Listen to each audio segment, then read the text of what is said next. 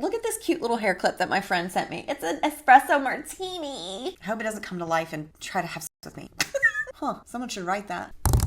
Is it really how everybody mistakes your weirdness for coolness? Hello and welcome back to the channel. If you're new here, my name is Natalie Megan and this is Weirdo Book Club. Today I'm going to be talking to you about a book I read last year and now I'm making my book club read this year because I am a real fun gal. Pounded by Produce by G.M. Ferry. Don't look at me like that. You clicked on my face. You saw the thumbnail. So if the cover art and the little blurb at the top doesn't give it away for you, this is a veggie love story, but it's so much more than that. And we're going to get into that today. We're going to dig through this. We're going to figure it out. I want you to know before we start that this is obviously inspired by Veggie Tales. If you like to talk to tomatoes. I was never a big VeggieTale person. So any of the little nods and jokes and kikis that are in the book sprinkled throughout, I'm not going to get them. You might, and you'll drop them in the comments below. You understand the deal. You know how this works. I'm probably not going to get it because I didn't watch a lot of it. What I do know is that two of the characters in VeggieTales are named Bob and Larry, and the main male characters in this book are named Robert and Laurent. So, who's got a question? You get it. You get it. And so do I. Isn't that great? I love when I get things. So the details of this book, right? This is a 203-page sentient object, religious theme, kind of silly, goofy, good time romance. Why choose? Male, female, male, and the boys kiss. Arguably the best part, but I'm getting ahead of myself. It originally published last Valentine's Day. Isn't that such a treat? And actually this Valentine's Day, G.M. Ferry has another book coming out. Hurrah. But let's go back. Let's bring it back to Pounded by Produce and let's read the synopsis, okay? A tale of veggies tempted to break their vows. What?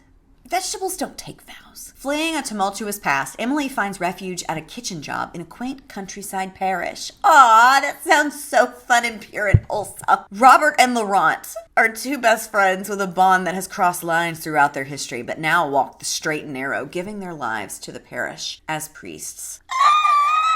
One magical night under the harvest moon, Robert and Laurent experience a bizarre transformation. They wake up as a tomato and a cucumber. What? Not a mater and a cuke. Emily brings these ripe, juicy vegetables into the kitchen, but instead of preparing a meal, she uses them for other, more carnal needs. Knock, knock. Who's there? Temptation. Girl, Emily awakens something inside of the priests who switch back and forth between their human and vegetable forms. The three find themselves in a steamy entanglement, not an entanglement. Unable to deny their primal desires, will they fight their urges or break their vows and alter the course of their lives forever? I don't know. I guess we'll have to talk about it and figure it out. If this is any indication of how I felt about the book, I own it. Yes, I do. And just look at it. Ugh! Glorious. From the best-selling author of Get in My Swamp.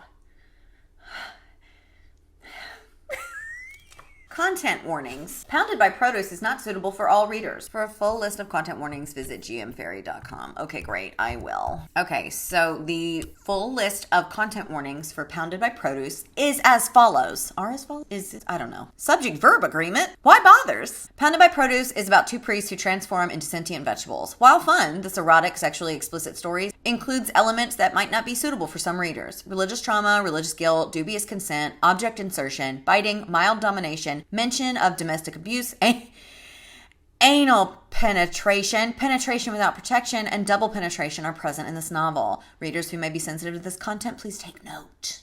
Oh, I'm taking note. The dedication reads, to everyone with religious trauma, I hope this helps heal you in some small, very weird way. Also to Andrew Scott, this is all your fault. Fuck you calling me father like it doesn't turn you on just to say it. No, I get that. No, yeah, I get it. So let me put this up here. Cheers, I've got my coffee. I'm ready to go. I am ready for this. If you like my cup, it says stay home and read something weird. I made this. You can buy it in my stop store shop. Oh my God. It's on my Etsy is what I'm trying to say. So we open to chapter 1, which is Emily. The land of opportunity exists in the crisp corners of a freshly printed newspaper tucked away in the help wanted section where every ad promises the world and delivers. At least that's what I'm telling myself instead of the depressing truth that it's basically where hope goes to chill in sweatpants and binge watch bad TV. So our girl is looking for a new job, a new start, a new life, really. She just went through a breakup. He was a little abusive. live. And that's how we start the story. Actually, I'm going to let her tell it. We start the story here, see? Where I am right now. Done with the bullshit and finally ready to start over and make better life for myself. The problem is that the opportunities sitting before me don't give off the shiny new beginnings vibe I had hoped for. Isn't there a place that's looking to hire a socially awkward, clumsy, slow-moving, funny, to herself and like two people girl who likes to cook and water plants? Girly pop, I don't know, but you're speaking my language. I don't really know what my language is in this case. Socially awkward, clumsy, slow-moving. Slow-moving? What do you mean? Like, I'm slow-moving when I have to get up off the floor, but that's because I'm almost 40 and my knees don't like it when I'm down here. You know, I don't know what you're talking about. But okay, and all this, it just sounds like Bella. It just sounds like Bella Swan. Oopsie doopsie. Ice doesn't help the uncoordinated. You at least watch where you walk. And she goes on to be like, and while we're imagining things and wishing for things, can it also offer like room and board on top of the job that's really easy for me to do and not that big of a deal? She's currently staying in a mobile home that her Uncle Gary, I don't know why I almost called him Greg, Uncle Gary's letting her stay at. She's like, beggars can't be choosers, but a girl can dream. And honestly, hold on to that dream, girl, because you're about to enter into a very, very strange reality. So, but at least it's a happy one. I think it's a little diabolical to foreshadow things in this kind of a way where she likes to water plants. I'm sure you do. Wink. Get it? Steaming cup of compost tea. She tells us a little bit more about the relationship. Like, she gives up on the newspaper for the time being. She throws it to the floor. She goes to the kitchen. The cupboard is bare. And she thinks about, like, you know, how her Uncle Gary saw her in the grocery store, like a month ago, and offered her to be able to stay at the house. And that was her way out. And so she's endlessly thankful for him about that. And Uncle Gary didn't stop there. Wait, there's more. He knocked the bejesus out of what's-his-face. He pounded him. Not the way we're going to pound later, but like, you know. I'm thankful for my Uncle Gary. I truly am. He's probably one of the only people in my family that's not a piece of shit. Myself included. Self-deprecate much? Come on, girl. Stand up. Stand up. She's still in the kitchen, right? She's looking for something to eat. She says, I surrender to my search, grabbing a stale piece of bread, wishing I had produce. Like onions, tomatoes, cucumbers, something to make an omelet. I don't even have a toaster, so I bite into the starchy morsel as I return to my job searching post. That is diabolical. Diabolical. I can't. Oh my God, my eyes are watering. Is somebody cutting onions in here? God, I hope not. I hope not. Especially if like manifestation is a thing. I don't want to be talking about this and have the onion walk in here. Oh no, what we gonna do? So anyway, she goes back to the post. She's looking through and she sees the job of all jobs. Help wanted. Live-in parish cook. Remote rural location. Now, I don't know why that would jump out at me. Would it jump out at me? I'm trying to think of if I were to enter the workforce again, if this would be something. Remote rural location parish cook. Well, first of all, I can't be trusted in the kitchen. So probably not. But anyway, this isn't about me. That's not true. Everything's about me. I nearly pooped my pants. Calm down. Rubbing my eyes to see if the malnutrition is consuming my eyesight. I reread it a few more times until I believe it's real. The job seems too good to be true. And I have half a mind to ask whoever picks up the phone whose dick I have to suck to get the position, because I most definitely will suck a few penises to get out of this dump and be able to make myself a goddamn omelet. I get it, girl. Listen to me. I had eggs for breakfast today and 3 times last week. I love an egg. A deviled egg tray at the function hates to see me coming. They hate when I walk in the door. If they could shake in their little shells, they would. I also reviewed a very fun little sentient object romance around the holidays last year called The Deviled Egg Made Me Do It. I'm an egg girl. My best friend calls me Joanna. These are not Joanna eggs. Every egg is Joanna eggs. So I understand what you're willing to do to get an omelet or two. I'm not going to judge you for that. What I am going to judge you for is probably everything else. Anyway, she picks up the phone and calls. Chapter 2 is Robert. Oh my God. Tomato Rob. He's not a tomato yet. Okay, we're getting ahead of ourselves. He wakes up and the sun is shining and I've got a sermon to write. I don't know why that's his voice. It will probably change throughout the duration of this. So just don't fall in love with it is what I'm telling you. Fuck, I've got a sermon to write. It's an odd thought, the cursed word coupled with the duty to spread God's word, but I can't help it. No matter how hard I pray, I can't scrub the words thrown around my childhood home from my brain. Family trauma, I get it. Growing up in a family riddled with poverty, broken marriages, abuse, and crime will do that to a person. Luckily, I'm able to keep my dirty words and thoughts to myself, at least most of the time, and never in front of my congregation. Well, yeah, I don't think you'd be a very good priest if you were up there dropping F-bombs. So God said to Noah, I need you to build this fucking boat, dude. I gotta get these animals to safety because I'm drowning on my first draft bitches. You're the one, bitch. You're the one. I lean down and pick up a ripe, juicy tomato. Oh, he's in the garden. I thought he was in bed. Okay, so he's in the garden. He's up. The sun is up. He's upset that he has to write a thing. He's introspecting a little bit, and he's in the garden picking produce. Of course he is. Where else would he be? I lean down and pick up a ripe, juicy tomato, giving it a tender squeeze before placing it in my basket of other vegetables from the parish garden. It's been about 3 hours since I set out to collect produce for tonight's dinner. You've been in the garden for 3 hours? For what? What are we doing in the garden? My grandpa likes to tell this story. Well, he liked to tell a story, Rip, about me and him in the garden because he had a garden when I was young, a vegetable garden. I was like 3 or 4, and I really wanted to go out and help. So I went out there, and there's this one cute little picture of us crouched down, like picking weeds or whatever the hell we were up to. And I left immediately after that picture was snapped because I understood the power of a photograph. And I also understood that it was 90 something degrees out there and I had bangs and I needed to get inside. And he loves telling that story about how I quit on him that one day in the garden. You said you wanted to help. I was like, I did help. And then I left. I specifically can't imagine being in the garden for 3 hours. I know that when you have a garden and you care about it and you take care of it, that you do need to be out there a lot, but like I cannot relate.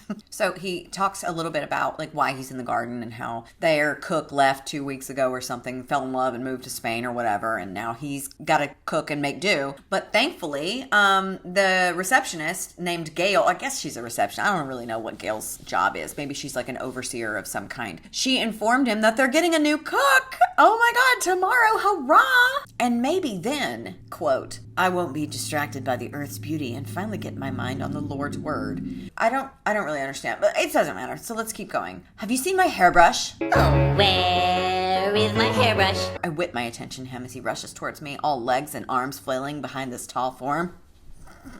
Have you seen my hairbrush? Of a very specific clip from Adventure Time of Jake when he's coming. Where is my hairbrush? Oh God, okay. I shake my head when he's still several paces away. He sulks, looking up at the clouds, screaming, where is my hairbrush? Calm down, Larry. I mean Laurent. No, I mean Larry.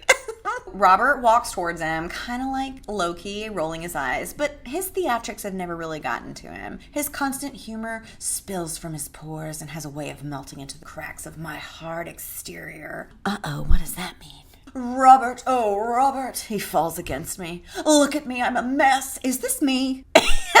This is how I was this morning. I was on the phone with Rachel and she was like, what are you working on today? And I was like, nothing, I'm hideous. I shouldn't be looked upon by others. He's like, how will I go on? The patrons are going to think so badly of me and my horrible bedhead. And Robert's like, not when they hear my speech. So we have an Eeyore and a Tigger, it seems. All legs and arms flopping around. I wish I was better kind of shit.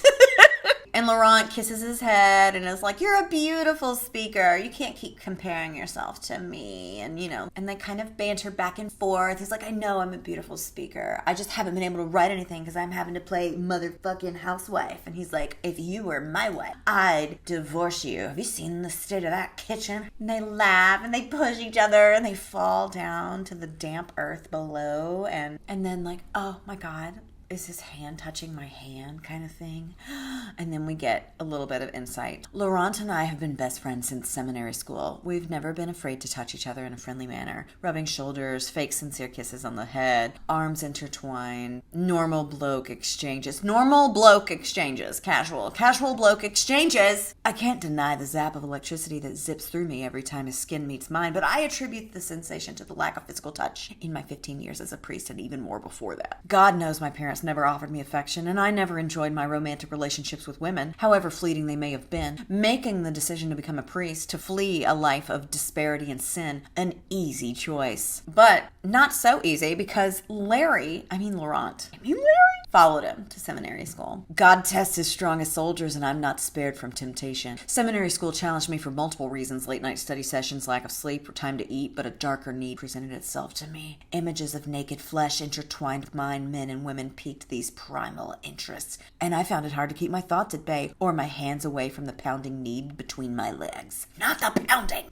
And he and Laurent were roommates all through school. I'm sure that didn't cause any problems at all, not whatsoever. And the thing is that he doesn't really get why Laurent would follow him to seminary school, because he doesn't really take it seriously, and his family is kind of wealthy. So, like, he could have done anything. Why this? I'll give you one guess, dude. Just use your noggin a little bit. I know that you're busy picking vegetables, trying to keep the devil and his temptations at bay. Knock, knock. And writing a sermon. But if you just think for 0.234 seconds, you'll come up with it. I think you'll be able to figure it out. And don't you dare go thinking that they just went through seminary school as platonic friends and roommates. Oh no. We found ourselves in precarious situations more than once. I'm sure you did.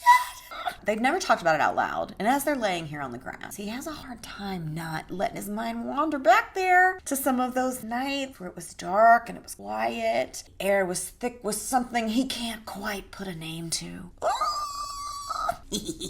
And to quiet down whatever's going on, he would himself, right? But Laurent's always been a light sleeper, and when he would hear the rustling coming from Robert's bed, he would wake up, and Robert and Laurent would lock eyes across. Can you imagine? I know that they're going to turn into vegetables, and I know that this is a silly, goofy little time, but I want you to understand how fucking charged that is. And Robert's not the only one having moments with himself. They're locked eyes across the room. It's dark. It's draped in shadows, right? And they're looking at each other, lust-filled gazes locked in, and they're both doing things they know they shouldn't be doing. I kept my eyes locked with his, jerking myself until we both finished, and closed our eyes around the euphoria, never opening them until the next morning. It only happened a handful of times, and once we graduated, we both got a position at this countryside parish up in the mountains and far away from civilization. Oh, that can only lead down a path of righteousness. That definitely won't make any of this worse. And as he's he's traveling back, he's reminiscing about these stolen glances, these nights in the dark that they spent together. And then a crow caws somewhere in the distance, and so he gathers himself and is like, I better get to the kitchen. These vegetables aren't going to come to life and make themselves useful. Yuck! And Laurent, ever the chill but dramatic little guy, is laying on the ground looking at the sky, and he says, maybe if we pray hard enough, God will make it happen. They'll come to life and cook themselves. And then, they go on to banter some more, and Robert's like, no, that would creep me out. Let's just pray that this chef that we hired is decent. He's like, decent? My God is much better than that. I want the most amazing cook ever, and that's what my God is capable of. And he's like, don't test the Lord, Laurent. Bad things happen to people who do that. So chapter 3 is Emily, and she is standing there and somebody pinch me, because this is a beautiful place, really isolated, out in the middle of nowhere, but gorgeous, like a storybook come to life. And this is her dream job, because after she was sitting there, looking at the newspaper and racking her brain, she realizes that what she wants is just to be able to live a peaceful, calm life. And this is the first step towards that. And it's gorgeous, and everything is so good. So she walks up, and out walks Gail, the parish administrator. I told you we would find out what she did. And she's like, oh, hi, it's nice to meet you. I'm Emily. This place is beautiful. And Gail's like, yes, God's splendor at work again. And Emily is not religious, so she, scrounges her brain for something to say and just comes up with, praise be. Gail squints an eye and looks at me. She laughs. Was that the first time you've ever said that? My cheeks beat red, and my cheeks beat red and my heart race increases. Maybe. So long dream job, so she thinks that she's lost her job. I don't really understand. It says my cheeks beat red, B-E-A-T red. So are her cheeks beating red? Or did you mean beats the fruit, vegetable, produce beat, B-E-E-T. I got tripped up on my E's there. The produce and long time running band in Doug, the 90s cartoon. The the beets. I guess it's beet red and not beet red. I don't know. Let's just move on. So they wander the grounds a little bit more and they're chit-chatting along the way. And then she shows her to the kitchen, which is great. And she's like, you'll find everything you need in here. And the produce is out in the garden. You can get whatever you want. And if you need anything else, make a list because we get like meats and other things delivered once a week. And then she offers to show her to her room. It's kind of small, right? And so she's like, it's not much, but hopefully you'll be comfortable. And Emily, our girl, says, it's perfect. I can't mask my giddy smile. It's clean and safe and all mine. I couldn't ask for anything more. And you know, I remember this feeling like when you have a place for the very first time that is all yours, especially after leaving an unsafe place. It really doesn't even matter what the state of it is, the size of it. It matters that it belongs to you and you control everything that goes on in it. And that means, as a result, your own safety. And you can finally like exhale and unclench. Just then they hear like muffled laughter and Gail's like, that must be the priest. Oh, let me introduce you. Gail opens the door wide and steps to the side. I stare across the threshold into the office. A large oak desk rests parallel to me. On the other side sits a well-built man with curly brown hair, dark and haunting brown eyes, strong jaw, wearing a black shirt with the quintessential priestly collar. Sitting on the edge of the desk is another man with dirty blonde, shaggy hair tucked behind his ears. He's tall and not as stocky as the other man, but fit. His green and yellow speckled eyes shine through the room like his eyes are green because he's a cucumber. They shine through the room like a mythical beacon. Both of them look to be in their late 20s or early 30s. And they look at her and she looks at him and them and they and all of them. Earlier, as she's exploring, you know, her new job and everything, she's like, maybe I am a main character in a rom-com. And then when they introduce themselves, I'm Robert, I'm Laurent, I'm sorry. Father? Fuck me. I knew there would be priests, but hot priests? What kind of rom-com is this? The best kind. The best kind. So chapter 4 is also Emily, and she is walking into the church, maybe for the first time ever. She doesn't really feel right in the church. It's very unnatural for her, and she doesn't remember ever going to church, so that would make sense. But she does approach the altar and drop down and shoot a little prayer his way. And I'm going to read it to you in full, because I think I have to. It's my duty. Oh my God. I forgot that I have a little Larry of my own. Is that the right one? I don't know. I have a cucumber. It's a pickle. But anyway, let's get back to Emily's "Are you there, God? It's me, Margaret" moment. Hey, God. It's me, Emily. See? I know it's been a while since I talked to you. Actually, I don't know if I've ever talked to you or even believe in you. Anyway, I'm just here to chat and beg you to give me some direction in life as I start this new chapter. I want to let you know I'm open to whatever life you have for me. A horrible thought pops into my head. On second thought, I really don't want to be a nun. Don't get me wrong, the outfits are sick. And I'm totally down with the eternal female friendship bit. I just need a little dick every now and then. You understand, right? And then, from behind her, comes a voice that answers, "We most definitely understand." Bet you do. Like, she looks up and Father Robert and Father Laurent are standing right there. And Laurent says, "You look like you need something to fill that hole inside of you." They're both in their priest garb, okay? She starts to stand up. She's like, "I thought I was alone." And they're like, "Don't get up. You're right where you belong. Like you down there." And so they kind of like circle her like birds of prey. Get it? One of them starts to take his pants off. I guess it's Laurent. Is it Laurent? Yes, Laurent is taking his pants off, the jingle of the belt. And Robert instructs her to grab him. And she does. And she says something kind of odd here. He's hard. So hard. Unlike any I've ever felt before. He's also smooth. Almost like a cucumber? I'm going to stop you right there, homie. Cucumbers aren't smooth. They are very quintessentially the icon, the legend, probably the inspiration for the phrase bumpy girth. What am I trying to say? Hold it in. Hold it in before you get it out, okay? What kind of cucumbers are you dealing with? I know I told you I quit in the garden, but I have been in the garden more than once. And the cucumbers are not only bumpy, but they also have these little stabby things. I'm like, maybe it's a different brand of cucumber. Maybe that's what it is. Maybe I'm not just privy to all the different types of cucumbers. But what? Just as she's about to get it in or do something, I don't know what she's up to. Oh no, she wakes up. It's a dream. Oh, bother. a very weird but hot dream. Rats. And she's like kind of conflicted. She's like, this is my first day at my new job and I'm already having dreams, thirst trap dreams about my bosses. And like, I don't know much about Catholicism, but aren't they like married to God and they're not able to be in a relationship with other people? Father Robert and Father Laurent are two of the hottest men I've ever seen. How dickish of them to resign to a life of celibacy with looks like that. It's just selfish, honestly. Anyway, she's trying to shake it off, but the feel of his cucumber in her hand is still in her mind. Like, why did I imagine it as a cucumber? I don't know. I don't know why you did that. That's a little silly-goosey. So she woke up, right? But it's not daytime yet. And she decides that she's going to sneak down into the kitchen and make herself a midnight snack of chopped cucumbers, which is an odd thing to do after you imagined it as a thing. I'm doing great. Happy to be back. Like and subscribe. But then she gets to the kitchen. The only source of light is like this little small thing. And she almost jumps out of her skin because Father Laurent is standing there. For reals this time. He's eating a bowl of cereal and he says boo when she walks in. That silly little guy. Milk dripping down the corner of his lips. Have you ever eaten cereal before, my sir? Have you? Okay, great. He wears a white t-shirt and navy blue sleep pants. I will my eyes not to scan him more, eager but scared to notice the frame outside of his priest outfit. That's gotta be weird, right? Like, you meet them, they're priests, they are hot, and then you see them in their pajamas, and you have to live in this close quarters with them. That would be weird. That would be weird. Not the weirdest thing that we're gonna encounter, but as a regular person with no sentient vegetables anywhere around me, God, I hope.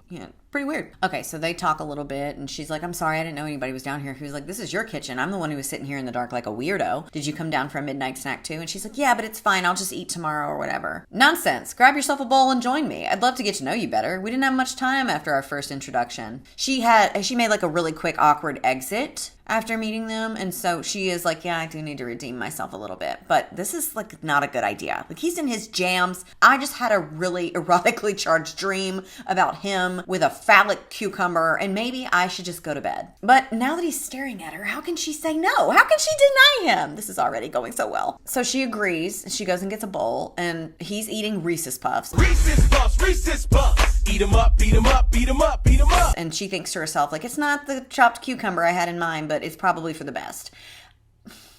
So you really were going to eat a chopped cucumber after dreaming about doing a cucumber? Those are dots that simply, I just can't let myself connect those. And so I'm going to move on. She kind of, rags on him a little bit about the Reese's Puffs. And she's like, I don't think I've had these since I was a kid. And he was like, well, isn't that the point of being an adult? You can buy all the stuff that you liked as a kid. And she's like, yeah, but I don't have like my adult money or my parents' credit card. So I can't just go out here and buy all this shit. Oh my God, I'm sorry. I said shit. Oh shit. And he's like, what the hell is going on? And she's like, I said the bad words. And he's like, you don't have to apologize for that. Like, you don't have to pretend like you're someone you're not in front of us just because we're the priests. It's just a word, Emily. And my name sounds like warm brown sugar on his tongue. Please don't let the sugar come to life.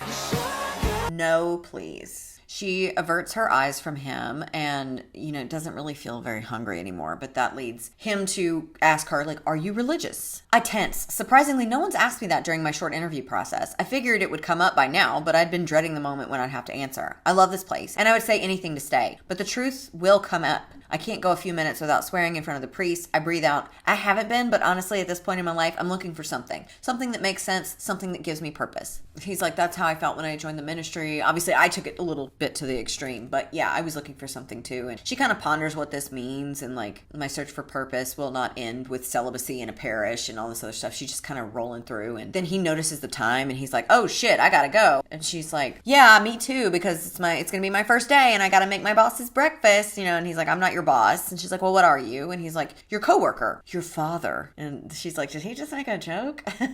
Let's just leave it at coworkers because I already have enough issues with my real father. And she notices too. She's like, did you just say shit? And he's like, don't worry, I've always had a dirty mouth. Son of a biscuit-eating bulldog. What the French toast? And she's like, a priest with a dirty mouth. Fabulous.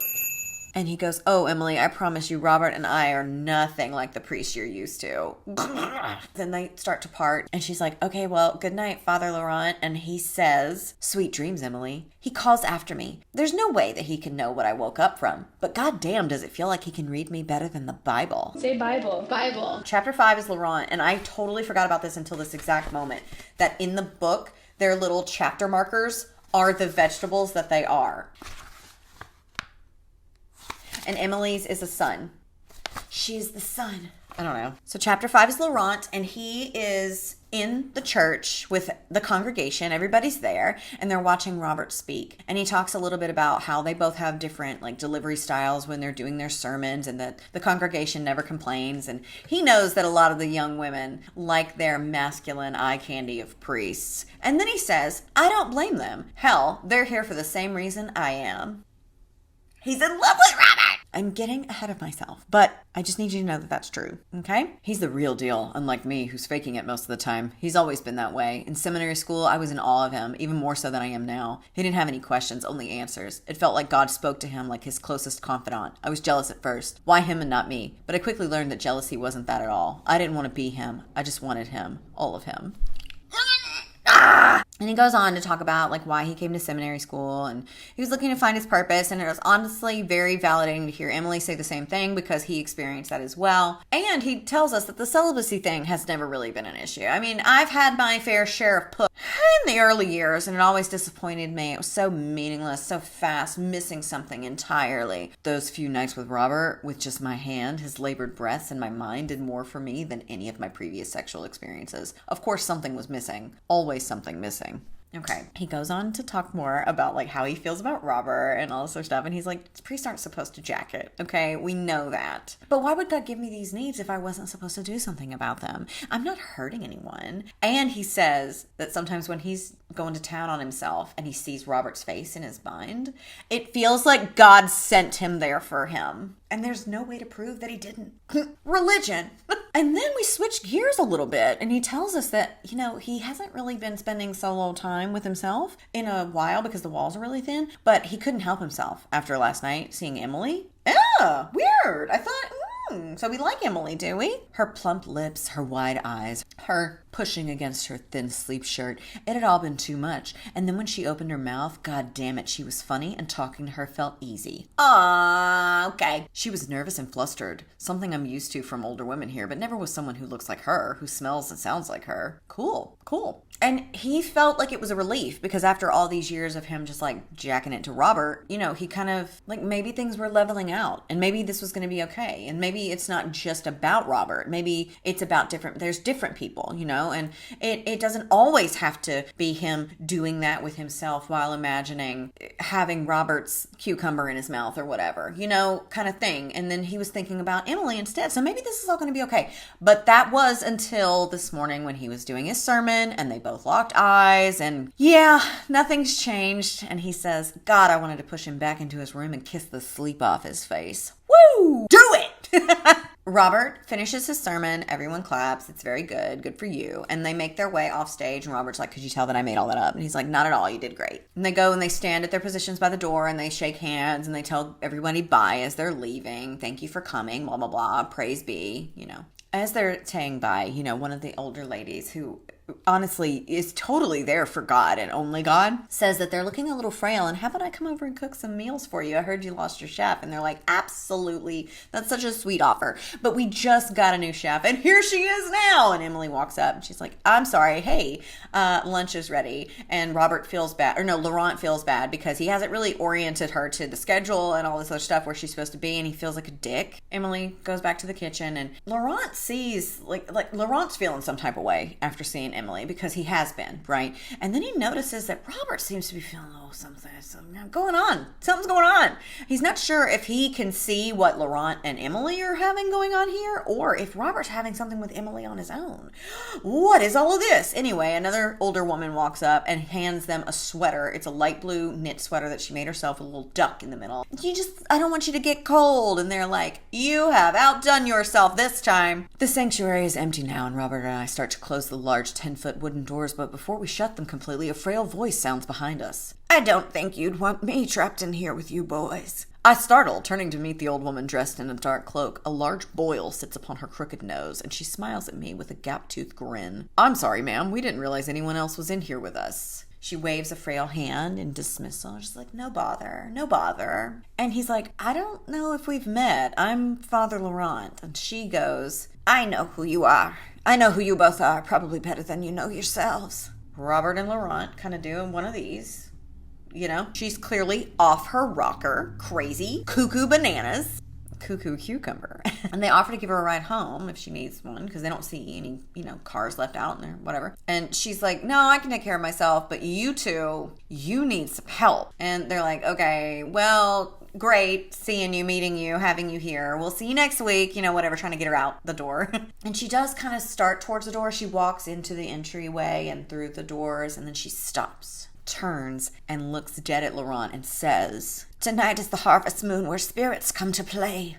All that is hidden will be brought to light. You two need a transformation. It's up to you both to define the true fruits of your soul. She pulls the tail of her cloak around her, turning in a dramatic fashion before scurrying down the walkway away from the church. They're both like, what the fuzz? Robert got on to Laurent earlier because he was like just cheesing all over these women, like just, oh my God, this sweater, oh, you know. And he's like, see, Laurent, this is why we can't encourage this kind of behavior from these women because all the wackadoodles come out. And they have like a little back and forth banter. And he's like, you know, this sweater is hot and you're just jealous that no one makes you sweaters. And you just, you know how good I look in this sweater. And he's like, yeah, that's it. You wish. And Laurent's like, actually, I absolutely do. I do wish that. So chapter 6 is Robert, and he is trying to sleep. God help him.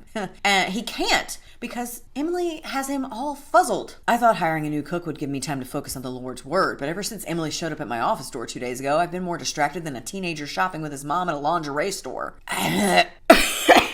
I don't know if that analogy is taking me where I want to be. Anyway, he's battling with himself because obviously he noticed her because look at her, you know. But I'm not just any man. Any man would notice her, but I'm not just any man. I'm a man of God. Plenty of beautiful women have been in my presence without heightening my blood pressure to a single degree, but there's something different about her. Something I can't name. And then there's the way Laurent responds to her. So he did notice. He did notice Laurent had a little with Emily when she came to tell them that lunch was ready. But he's also having his own little this girl is not like other girls, and she has big old bazooms that have them enraptured and thinking of all the places they can put their stuff. Cool. I think that's kind of all we ever get from Emily, which is kind of a bummer. Like, I would like for there to have been, like, I guess Laurent did mention that she's funny, but, you know, whatever, it's fine. It's vegetable spice. So I'm gonna let it go. He's not sure if he's jealous, and if he is, who he's jealous of. Like, what's this all about? Because Laurent kind of acts with her the way he acts with Robert, and is Robert jealous of Emily, or is Robert jealous of Laurent? It's anyone's guess at this point. And then he also remembers that every time he runs into Emily, she like kind of jumps out of her skin. So it's like, does she feel something too? I don't know. Being around her alone is too much. Being around her and Laurent at the same time, actual torture. Oh, well, this can only go well for everyone. Maybe this is a test from God. Sure. I need to pray longer and harder than I've ever prayed, but right now, I need a fucking drink. Okay, no, Mormons are not supposed to drink. Whitney and I did ketamine. I was getting all of my different sects of Christianity confused, sorry. He goes rummaging around the cupboards, and he does find some old communal wine that he saved for a rainy day, and he starts just guzzling it the way he wishes he could. And he's like, I gotta get out of here. Everything's hot. I can't be in here. They're too close. So he leaves, and he goes to the garden, I guess? Yeah, the garden. I trudge through the rows of produce until I find a good spot between the tomato and cucumber crops, and he just, like, lays down. And I can't say that I haven't done this, like fled my home to go like running with my dress unbuttoned kind of thing out in the world, and then I just lie down in a field of grass and look up at the sky and wonder what it's all about. What's the real big deal here? You know, kind of thing. But not in a garden, you know. If I'm trying to set the vibe, I feel like Laurent wouldn't have run to the garden. Laurent would have scurried to like an open field of like wildflowers or something, meadow. So he's out there and he's kind of crashing out. He's just thinking like about how he's such a failure. He's a fraud. He's nothing. He blah, blah, blah. And he yells up at the Lord. And it's like, why is this happening to me? And then a deep voice answers him. You have been disobedient. Pops up. He's like, what? And it's Laurent fucking with him. Anyway, they have a big laugh about that. And he's like, whatever. I came out here to be alone with God. And he's like, well, aren't you glad I'm here? And he's like, no, I'd rather the devil. And he's like, I'm sure you would. And then he's like, so what's wrong? Why are you yelling at the sky? And he's like, I've been distracted a little bit. And Laurent, ever the graceful guy that he is like, well, I would be too. Our cook has an amazing rack. And he's like, Laurent! And I mean, like, they've talked about things like this before, but not really because they're not supposed to, okay? They have a job to do. They are men of God, whatever, blah, blah, blah. And Laurent's like, listen, you're a man. I get it. It's fine. I don't judge. And Robert, of course, is like, I'm not just a man. I'm a man of God. And Laurent is like, even God was tempted during those 40 days and 40 nights. And I don't know what the hell he's talking about because I'm not a good Christian. I ponder for a moment, examining him from the corner of my eye. He does have a point. It's not a sin to be distracted. It's not a sin to want to thrust my cock so deep into Emily's throat until she gags around me, calling me her God, worshiping me as I wring the moisture from her heavenly cunt. Whoa, buddy! It's not even a sin to wish that Laurent was there too, to have them both take turns running their tongues from my tip to my base. No, it's not a sin at all. Maybe this isn't a test. Maybe this is a lesson to show me what a common person dreams of. I can be strong. I can withstand temptation. Knock, knock. No matter how hard. And right now, I'm definitely hard. Sir. Anyway, they finally get to talk about it together because he's it's not a sin, And he's like, I'm right? And Robert's like, no, it's not her rack. It's her lips that I can't get out of my mind, So then they're like, what else? They're having like their moment. They're having a little girly pop session. And Laurent loves this because they're having their little guy time talk moment. And he's like, my mission from God is to bring joy to you. And Robert reaches behind him and grabs like a tomato and just takes a big old bite out of it. And is like, well, you must be God's favorite because while I'm over here shepherding people closer to the Lord, you just get to be silly, make jokes about boobs, and whatever. You're God's favorite. And he has a little bit of tomato juice run down his chin, and Laurent wipes it away. And he's like, no, you're God's favorite. He just made me to serve you. And since old Robert has had a little bit of the drink, it starts to settle in his body in a way that makes him say, if only you could truly serve me the way I choose. What? What are we talking about, sir? What are we doing? And Laurent says something, but he can't quite make it out because he drifts off to sleep. Okay, chapter 7 is Laurent, and he wakes up after their impromptu slumber in the garden the night before. The sun is kissing him gently as it rises in the sky. And he's like, you know what? Me and Robert don't drink very often. We're lightweights. It's just not something that is supposed to happen with us. I can't believe. He's staring at the sky, and he says, everything looks funny. Almost like I'm in a carnival funhouse surrounded by mirrors, making me appear very small. I'm not ready to deal with the day. So he just lays there and thinks about Robert and all these other things. And then the ground shakes around me. My mind jumps to the conclusion of an earthquake. I don't think we have those here. I've never experienced them, but I could have been lucky. I try to push up, but I'm stuck. My body's frozen. What kind of wine was that? I didn't think I was that drunk last night, but I'm completely incapacitated. I start to panic, trying with all my might to move as the ground shakes more violently. I tell myself to breathe, but it's no use. Something moves above me, stealing all the oxygen from my lungs. It's a hand. A giant hand reaching down for me. It's not until the fingertips grip my skin that I realize it. It's Emily. And he almost doesn't even notice. He's frozen. He can't move. And he sees his reflection in her eyes as she lifts, her giant hand lifts him up. She's not holding a tiny version of me. She's holding a cucumber. I'm a cucumber. It's almost too ridiculous to be a dream, but it has to be because what the fuck? And then he looks over and sees a tomato where Robert was laying and is like, holy shit, he's a tomato. That's not a tomato at all. That's Robert. I could recognize him in any form. It doesn't look like Robert. It looks like a goddamn tomato, but as much as I can tell I'm a cucumber, I can tell that tomato is Robert.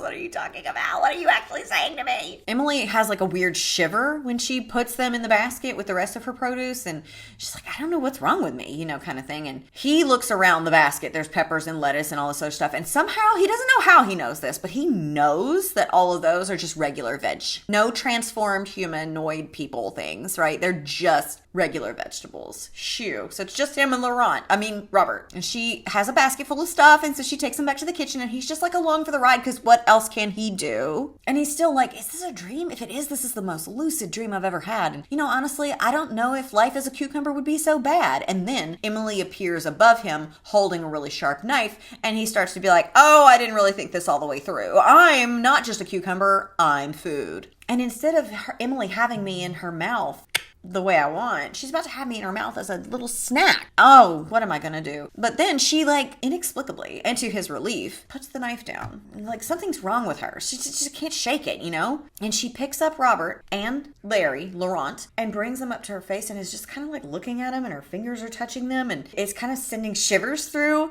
his little cucumber self and everything. And he can't move, but he feels hot and bothered. And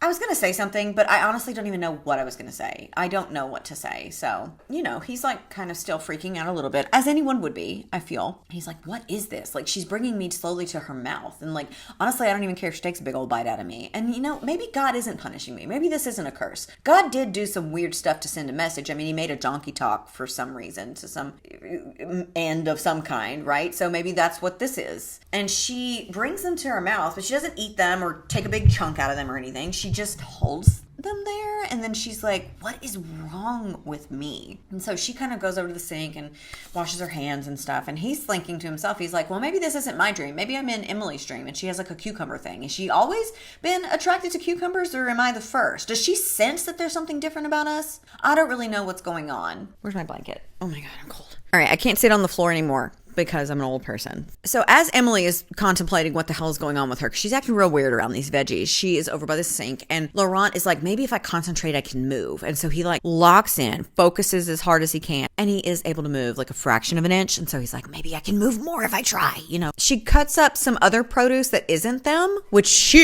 oh, wow. Talk about a bad day in the garden, you know? So anyway, she stops chopping the vegetables that she has not started to lust after inexplicably, and she walks back over to Laurent and Robert and is like, you know what, maybe this dream has got me all jacked up and I just need a release.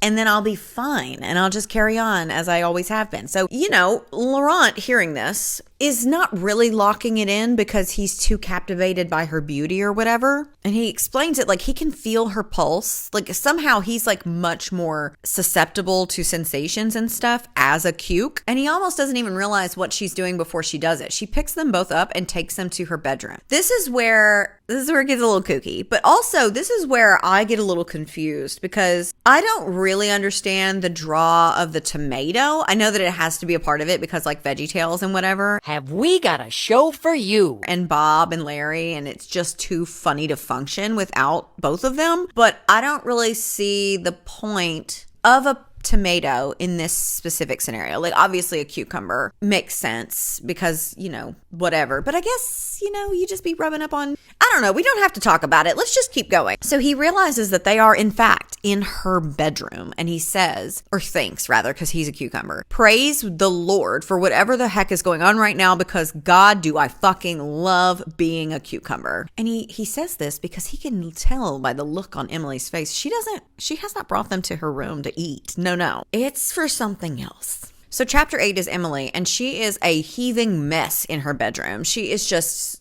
running through her mind, like, what is going on? Like, I have been DJing, wink, for a long time because it wasn't very satisfying with my abusive ex. And I didn't expect to get this job here and be so charged all the time. Something about these priests and the stuff, and maybe I just need a release, right? Like, I never imagined that I would be stuck in here with the two hottest men to ever live, and now these cucumbers are giving me the eye somehow. They don't have eyes, but they're looking at me. I can tell, you know, kind of weird shit. And so she says, okay, God, I'm really sorry for what I'm about to do in your house or whatever, but I need to get my head straight. These damn priests are doing something to me, and now there's something about these vegetables that are making me all hot and bothered. Please don't send me to hell. Amen, I guess. So she approaches the veggies on the beds, and she's like, I don't even know what it was about these specific vegetables that caused me to bring them back to my bedroom. There was just something, like when I touched them, when I picked them in the garden, there was like this electricity feeling that I got. And so here we are. And then couple that with the dream I had the other night. This is a very specific little thing that I find fascinating all of a sudden and without explanation. So she double checks that her door is locked because she hasn't seen the priest around this morning, but her imagining them walking in is not acceptable, but is very hot for her. And she needs to figure this out. She needs to sort through her shit. And also Gail is on leave for 2 weeks to go visit family. So she's not worried about that. But she lays down and she's like just raring to go. Everything is damp and swollen and pulsing and all the regular things, you know. And then all of a sudden the hot Robert priest comes to mind. And then Father Laurent comes to mind. And then she imagines both of them kissing up either side of her neck. And she says out loud, "Oh, Father." And yikes. Hitting the DJ booth alone, right? And she's thinking about them. But there's something missing. She needs to be full. And she did not bring any toys to her new job because she didn't feel like that would be appropriate for this. None of this is appropriate. None of this is appropriate. I'd argue that a vibrator would be more appropriate because that's between you and your vibe. It has nothing to do. Oh my God, you're about to do a vegetable. And then she cuts her eyes over and sees the cuke and the mater and is like, oh my God, something's seriously wrong with me, but I need them biblically. And then she apologizes to them and grabs them and takes them to the bed with her. Chapter 9 is Robert. And it starts out with him thinking, I'm a tomato. A fucking tomato. If you like to fuck tomatoes. He thought he was dead, but he's not. He's a tomato. And now that he's in Emily's room and her boobs are out and he can see all her junk, he's like, oh, well, maybe I'm a tomato who isn't in hell, actually, after all. Maybe this is heaven. And she grabs the tomato and just starts rolling it all over her.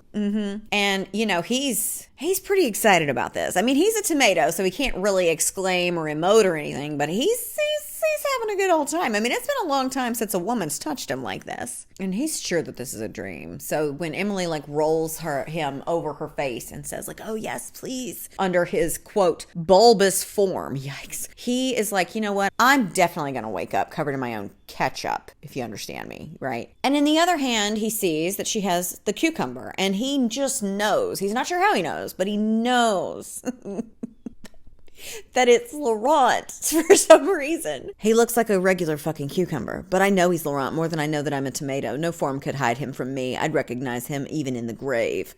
Okay, so these boys deeply love each other, right? That's all I'm getting. And Emily seems to be really, really, really, really hot and sometimes funny. So cool, that's fine. So she's got the tomato, Robert, sitting up on her peaks, right? And he can see her like trailing the cuke all over, right? He's at a pretty good vantage point to be seeing everything. And he wishes so badly that he could reach out and touch Laurent. Like this would make this so much better if that could happen, but it can't. So then he sees her dip Laurent a little lower, closer to her core, you know, and he's freaking out, you know, and he's like, this is going to be insane. I need to get closer. And he feels free, honestly, in this moment because this isn't real and I'm a tomato. So there's no guilt that can come along with this. This isn't real. So I get to watch her do my best friend in cucumber form. And I get to have a little fun of my own because she starts lowering him down there as well, just to kind of sit on top and roll him around, I guess, or like roll up against. I don't know what she's doing with him.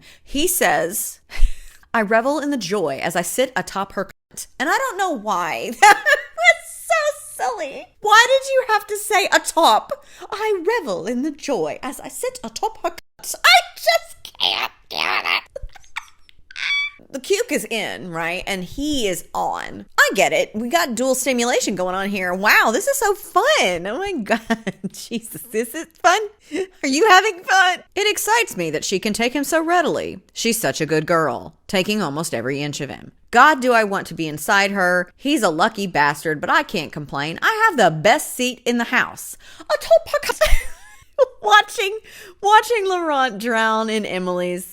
Yeah. So they're all having a relatively good time, and that's nice. She just thinks she's doing these strange vegetables that she gets weird vibes from. She doesn't know that it's them. They know that they're them, and they know that the other one is the other one, right? You're with me. But, you know, she just thinks she's doing a cuke. And he has this little moment where he's like, well, this is the best that it'll ever get because I want to do her in my human form, but that's not really an option because I'm a priest and I'm married to the Lord or whatever. In this delusion that he's in, or he thinks he's in a delusion, delusion, like some sort of weird alternate reality where he's a cucumber or he's a tomato and his best friend, who he's also a little bit in love with, is a cucumber, and they're fucking this new girl. He's like, I can be anything I want. There's nothing I can't do in this dream world and all this other stuff. And so he kind of like imagines that she does know that it's them. She doesn't, but he likes the idea that she does. And then as she crests over the edge, you get me, she screams out, "Father." And this causes his skin to tighten, almost as if something's about to burst from me. Please God, don't have this tomato explode. I haven't read this in a while, so I forgot.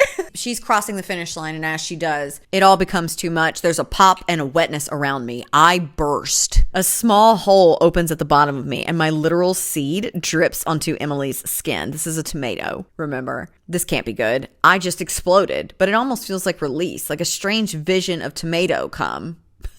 I think that's ketchup, isn't it? Warmth envelops me until my vision blurs and my consciousness melts away. Maybe I am dying, but God, what a way to go. You're telling me, buddy. Chapter 10 is Emily, and she, like, the O was so good, she took a power nap, and she is now coming out of that. She's waking up, and she's kind of like, wow, that was weird. What came over me? What the crap? But I've never had such fun before also. But it was a little weird. Besides, I didn't enjoy mutilating vegetables. I somehow made them burst and had to clean cucumber and tomato gunk from my crotch. Well, that's an infection. Okay, maybe I actually liked cleaning that up and even tasted a little bit of it, as weird as that sounds. Ew! God, Emily, why are you telling me this? I would like to know less about you. I would like to know less. As weird as it sounds, but I will need to head to the pharmacy at some point because I most definitely contracted a yeast infection.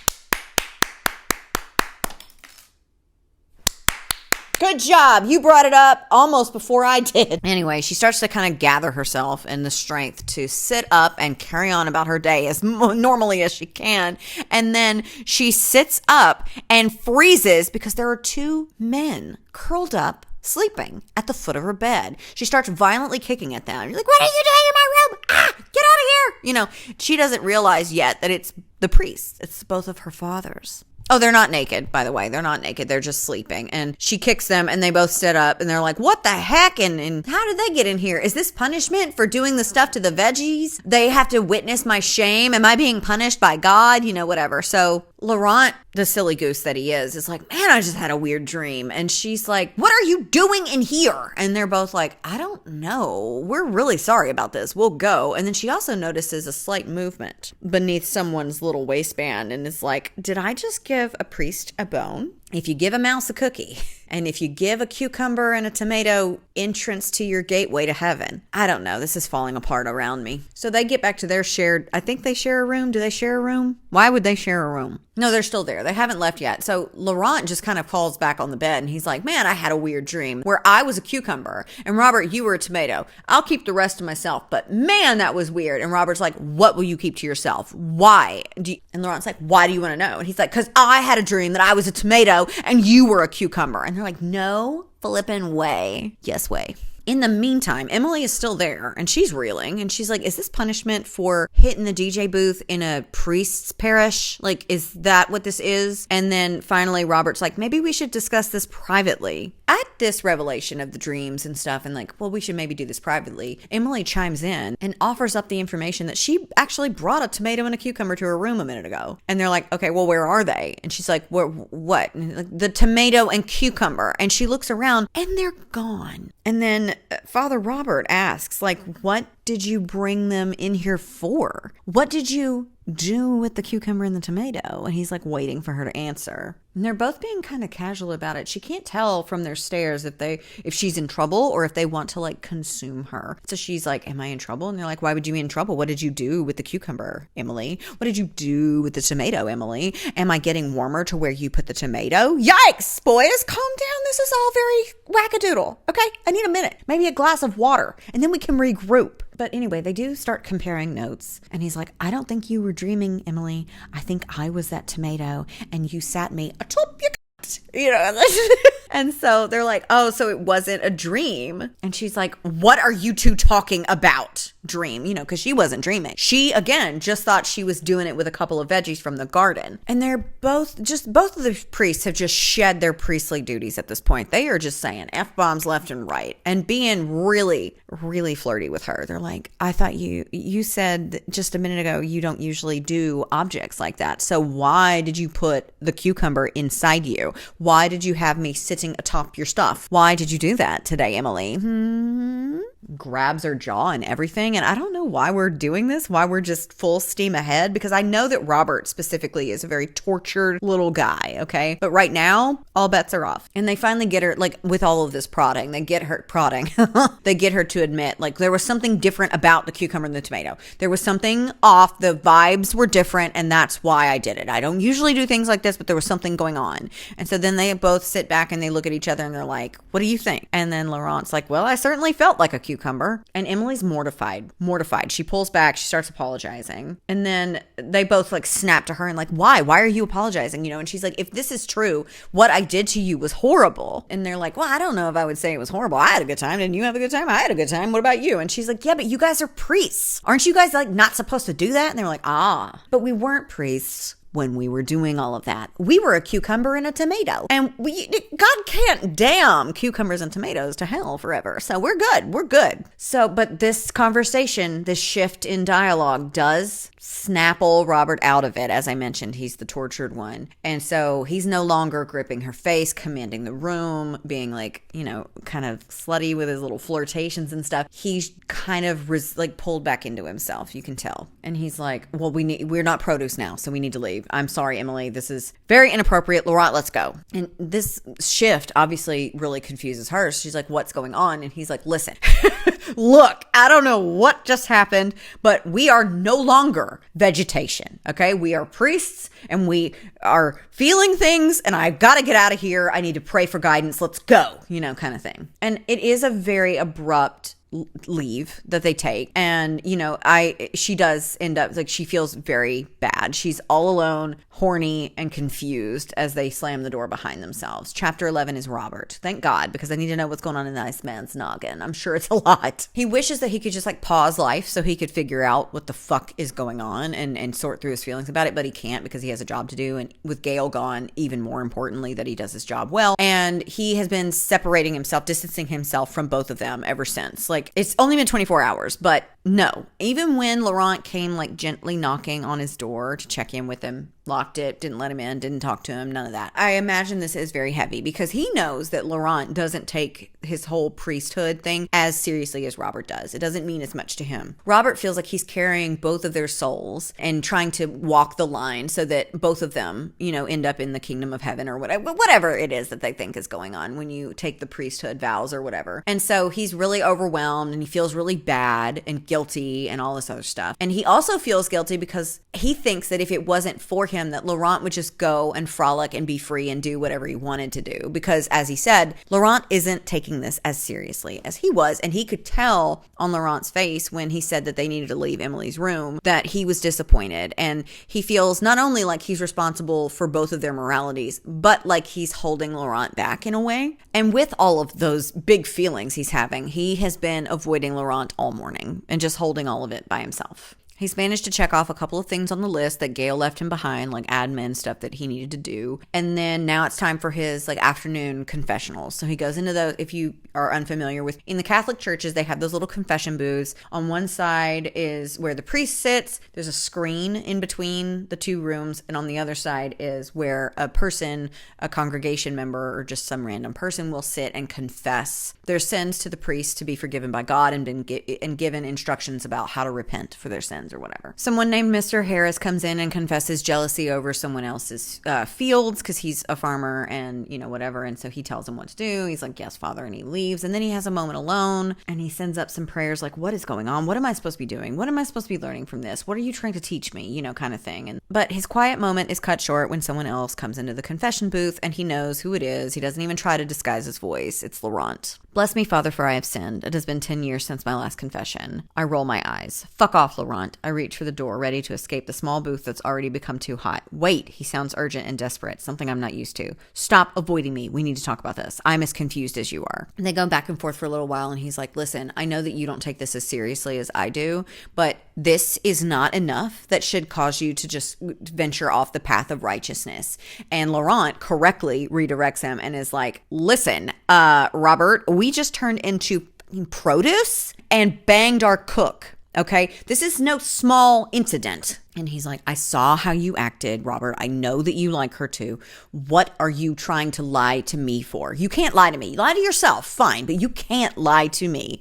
And he's like, well, maybe this is something God's trying to teach me. Like, God maybe doesn't disapprove of this, but what is he trying to teach me? The sexual charge, the electricity that he felt, the desire, maybe for a moment when he was a tomato, he thought it was God's plan. Maybe he turned us into vegetables for us to get an ounce of sexual release and then we'd be cured. We could return to our lives of celibacy, no longer driven by the flesh. It doesn't feel that way now. If anything, it's worse. Okay, so that's out. And that's when they shift to the conversation because Laurent is like, I haven't been in a woman for a really long time and that felt really good. Like, I couldn't touch her back and stuff. And maybe that's our penance, is like we were being punished for our desires, that we could feel stuff, but we couldn't give it back to her or whatever. And so then Robert asks how it felt to be in there. And he says, it felt like my whole body was my cock. Well, that's not what happened. It was just also a cucumber. And then, they kind of talk about like when the last time they were with a woman was for Laurent. It was like the day before he walked into seminary school. And Roberts goes even further back and it doesn't even really remember it very well. But then Laurent shifts back into, I need to make a confession. And he's like, shut up, and he's like, I'm serious, okay? I need to confess that I jack it all the time, okay? Images run through my head. And Robert confesses that he also does it too. So they're communicating, they're sharing. I don't know if it's a good thing, but they are doing it. And then we have a moment that caused me to go when I read it. Okay, so I'm just going to read it to you. Robert admits that he also does it. His breath goes louder. Really? I thought you stopped when we got our own rooms. There it is. The thing we've never talked about. Why did you think that? I grip my thigh, my slacks tenting. Oh no, I don't hear you. And then he can't help himself, okay? These priests are so hard up for one another and for their new cook. It's just a big old sausage fest. Cucumber fest. I don't know. It's a veggie fest. He's like, do you try to hear me? Shut the fuck up, Robert. What are you doing? And then Laurent answers, every night I listen for your moans. I still remember the way you sound. His belt buckle jingles, his clothes rustle. They are about to simultaneously but independently have a moment with themselves in a confession booth. I am dying. I'm much quieter now. I reach down my pants. He tisks. Such a shame. You have such a pretty moan. Shut up, okay? I don't want to hear a word. This is fun. And I know you're having fun too, okay? I know that you are because you're here. And I love you for that. Thank you. You don't have to say it back. Like and subscribe if you're enjoying yourself, please. And then Laurent's like, I have another confession. I'm touching myself right now. We know, baby, boo-boo. We know. We've been knowing that, okay? Your belt jingled and your clothes rustled. I knew that. They call each other father. Jesus. It never occurred to me in this moment, but it's occurring to me now that while they are both simultaneously having a big old time with with themselves in this booth, there could be other parishioners outside needing to actually confess to a priest, and they just hear these moans and this dirty talking between the everybody's going to need to confess after this. They both arrive, and as he does, he looks at himself and tucks everything away and just hurries back to his room as quick as he can, because the shame, the guilt, the Catholic guilt is just eating him alive. So chapter 11 is Emily, and she has been successfully avoiding them for a day or two. And she's in the garden right now, carefully making sure that she does not go anywhere near tomatoes and cucumbers. She's collecting anything but that, and she made them a real quick breakfast, muffins this morning, and left them out with a note that said that there were sandwiches in the fridge, and she's just been distancing herself ever since. But now it's time for dinner, and she is making steaks and chopping up broccoli and all this other stuff. And then she says, dinner's ready. So they all come down for dinner and sit around the table, and she's like, we need to talk. And Robert's like, okay, what do we need to talk about? And she's like, let's not do this, okay? Something crazy happened the other day. We need to talk about it. And that's when Robert finally shares with the class. I mean, Laurent was there also, but he shares with Emily, I guess I should say, about that old woman and the weird stuff that she was saying the other day. And she's like, you just thought to bring this up now that she said something about a harvest moon and true to your soul and the fruits of your whatevers? Like, you just now thought to tell me that? You turned into cucumbers and vegetables the next day. But everybody's been kind of avoiding each other. So when was their time exactly to bring this up is my question. But anyway, and they're like, okay, so there's like a witch on the loose. She's off her meds clearly, but maybe she's not a witch. What if she's an angel? And they all kind of like stare at each other after that one because they're like, I don't know. She's like, okay, well, have you turned into vegetables since? And they're both like, no. And they have like these loaded stares that they're doing, and it's all very tense. It's all very tense. And then Laurent kind of breaks the tension because that's what he does. And he's like, don't be so pessimistic. Guys, maybe God will let us have fun again. Robert tenses, his grip tightening around his fork. Laurent, he seethes. But a loud pop sounds through the room before he can finish the sentence. I blink and the priests have disappeared. I scream, jumping to my feet. The priests haven't disappeared though. A tomato and a cucumber take their place on their seats. I look down, assessing if I've also transformed. My body appears to be the same, except for the insatiable buzzing in the pit of my stomach. I run over and grab them in both hands, looking around to see if anything in the room changed. Maybe a witch hides in this corner, but it's just me, alone, with two of the sexiest vegetables in the world. So this might be the most devastating end of a chapter, start of a new one. Chapter 13 is Laurent. And apparently when they transformed into vegetables last night, instead of taking them back to her room and giving them what for or whatever, I don't know what that means, they just went to sleep, right? Because now that she knows that they're vegetables, she's a little shy. And honestly, I would be too. Not necessarily shy, I would be more so like not doing it.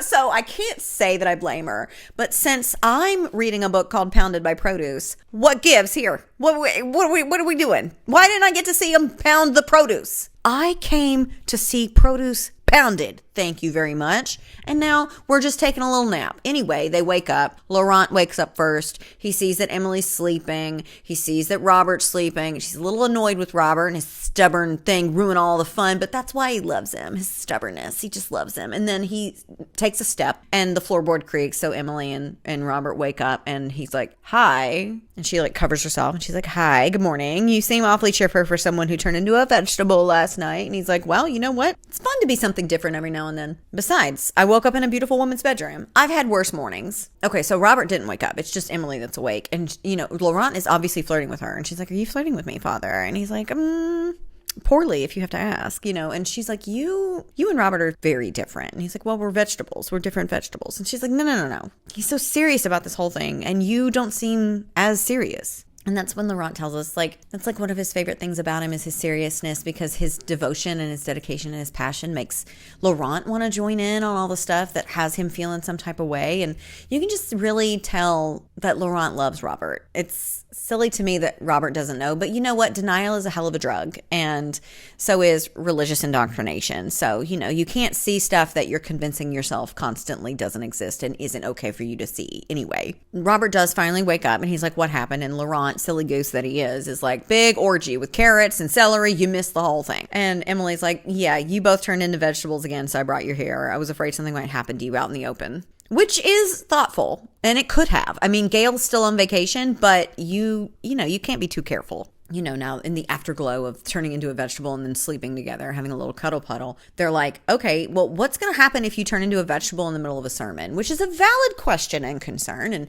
Robert's like, well, we only ever seem to turn into vegetables around you and whatever. And then Emily is like, yeah, but Laurent didn't turn into a vegetable when we had that one-on-one late night snack encounter. And he's like, you guys were alone together? And she's like, yeah, but it was like we were just eating a bowl of Reese's Puffs. So they're like, okay, so does it only happen when we're with you and together? And like, yes, that's the key, because y'all being together is the key in all of this, because you actually are deeply in love with one another. But I'm getting ahead of myself. And so, you know, Laurent's being a little silly, goofy, flirty with her and is like, you know, you should follow us around. I feel rather cucumbery when I'm in the shower, blah, blah, blah. And she's like, is he always like this? And Robert's like, I thought I trained him out of it. Usually he's only like this with me. Thought he had better sense. But anyway, I've been thinking. Never a good thing when he's thinking. So actually, I take that back, because this time he's actually doing some really good soul searching here. So he's like, listen, I've been good. He's like, you have been. He's like, I've never crossed any lines. Always stayed on the straight and narrow. Pure thoughts. And Laurent's like, unfortunately. And then he launches. My point is, this thing between the three of us, stronger than anything I've ever felt. It almost feels like the pull I feel from God when I joined seminary school. Maybe this is a gift. I'm not sure why he chose us to turn into vegetables, but if I'm a tomato, I'm not a man of God. I'm just a veggie. And veggies can't sin. Okay, so this is like a really weird backbend around religion to get to like who you are, because they're like, you know what? Fine, I'm a vegetable. You're a vegetable. You're a vegetable. That's why they hate you. And so, they're obviously aroused at this little twist in the conversation. He's like, obviously, I don't want to, speak for you, Laurent, but, you, Emily, seem attracted to us, especially in our vegetable form. I don't know how you feel about us as people, but like, it seems fine. And Laurent's like, please speak for me. I beg you. Anyway, he's saying all of this. It's like, veggies can't sin. So why don't we just do whatever we want? And she's like, okay, I'm in. But what if you never turn into vegetables again? And he's like, well, then nothing will happen because it was a test and, whatever. It's like someone stuck a needle into our lustful cocoon. All the air zips out of the room. I hope this would be more for Robert, more than just a mission from God. I hoped he would see it for what it is between us. The feeling so strong that it's sucking in another person into our orbit. Laurent is down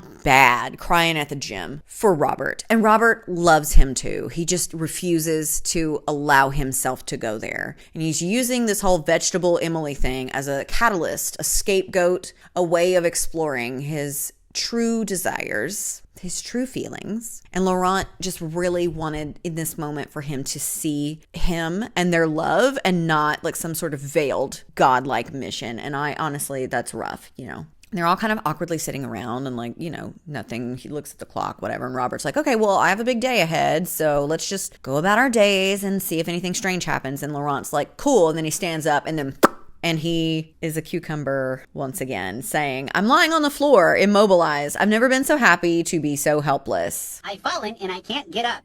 That's wonderful, Larry. And Emily from above gasps and says, well, I guess this is happening now. And remember, we're in Laurent's POV, okay? So he's a cucumber, Robert's a tomato. She strips down. She's like, here we go, off to the races, whatever. Not a stitch of clothing on her. And she's rubbing them all over, whatever. And then she feels something. And it's Laurent, the cucumber. And he has like focused in all of his energy that now he's like shaking. And so she says, you can vibrate too? Sorry, boys, this isn't going to last long. So that's fun. They learned a new skill. That's exciting. New feature unlocked. And she's like, she's living. Okay. She's like rubbing it all over. It's intensifying in its vibrations because he's getting a better handle on things. Robert is atop of something. Of course, he's hanging out. He's watching. And, he's like, Laurent is thrilled that he can vibrate. He hopes that it can only intensify over the next few, however long this happens. And as he's inserted, she's so tight. She's so great. I can feel everything. It's intense, blah, blah, blah. And she is already really close. So she yells, Jesus Christ, which I feel is weird because this is a Catholic priest you're doing, a Catholic priest cucumber. And I don't think Jesus is as big of a thing there, but I can't say for sure because I'm not Catholic. But anyway. The arousal builds to a dangerous level. I'm going to explode like last time, leaking my cucumbery seed inside Emily's. They love that word. That word is all over this. And then we turn a little grim. Okay, we're taking a sharp left. A thought dawns on me through the fog. I'm willing to die with Robert here because I know I'll never live a full life with him or with anyone. I already feel deeply for Emily, a dangerous thing since I'm not allowed to attach to anyone. I would rather be a cucumber than a human because I'm more myself than ever before. All my dreams are coming true, but maybe my dreams deserve more than this cucumber form. Why are we having a touching introspective moment with a cucumber priest? Chapter 14 is Robert, and he is on cloud 9. He is in the heavens dancing about. Flowers are blooming, birds are chirping, the sun is shining. He's never seen colors quite this bright. And he thinks to himself, I was right. God did do this to us. This is a gift. This was a gift. No, honey, it's just an orgasm, okay? And the freedom that comes along with being able to express yourself how you want to, I think the grossest part of all of this is the squirting, the seed spilling. Like, obviously, there's a lot of concerning things going on here. It's very weird. It's a weird little book. But the idea of cucumber mush and tomato seed juice goop on the pieces and parts is just absolutely disgusting. I hate it. But anyway, they're together and she's like, you guys both vibrated this time.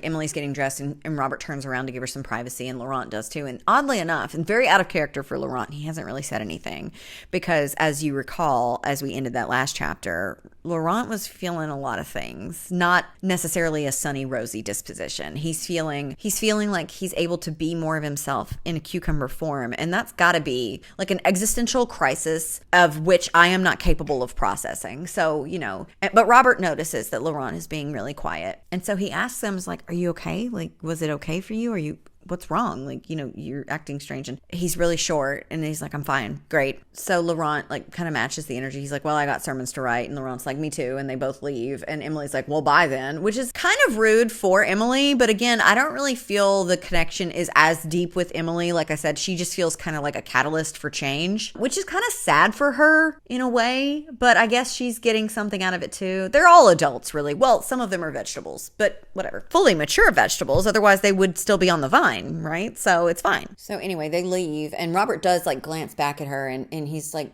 struck by her beauty. She's never looked so good. Like she's, kind of tousled and as you are, after you're having a good time. And he feels bad about leaving her so abruptly. Like she deserves to be cuddled and talked sweetly to and, whatever. But God has a higher calling for all of us. And Robert, come here.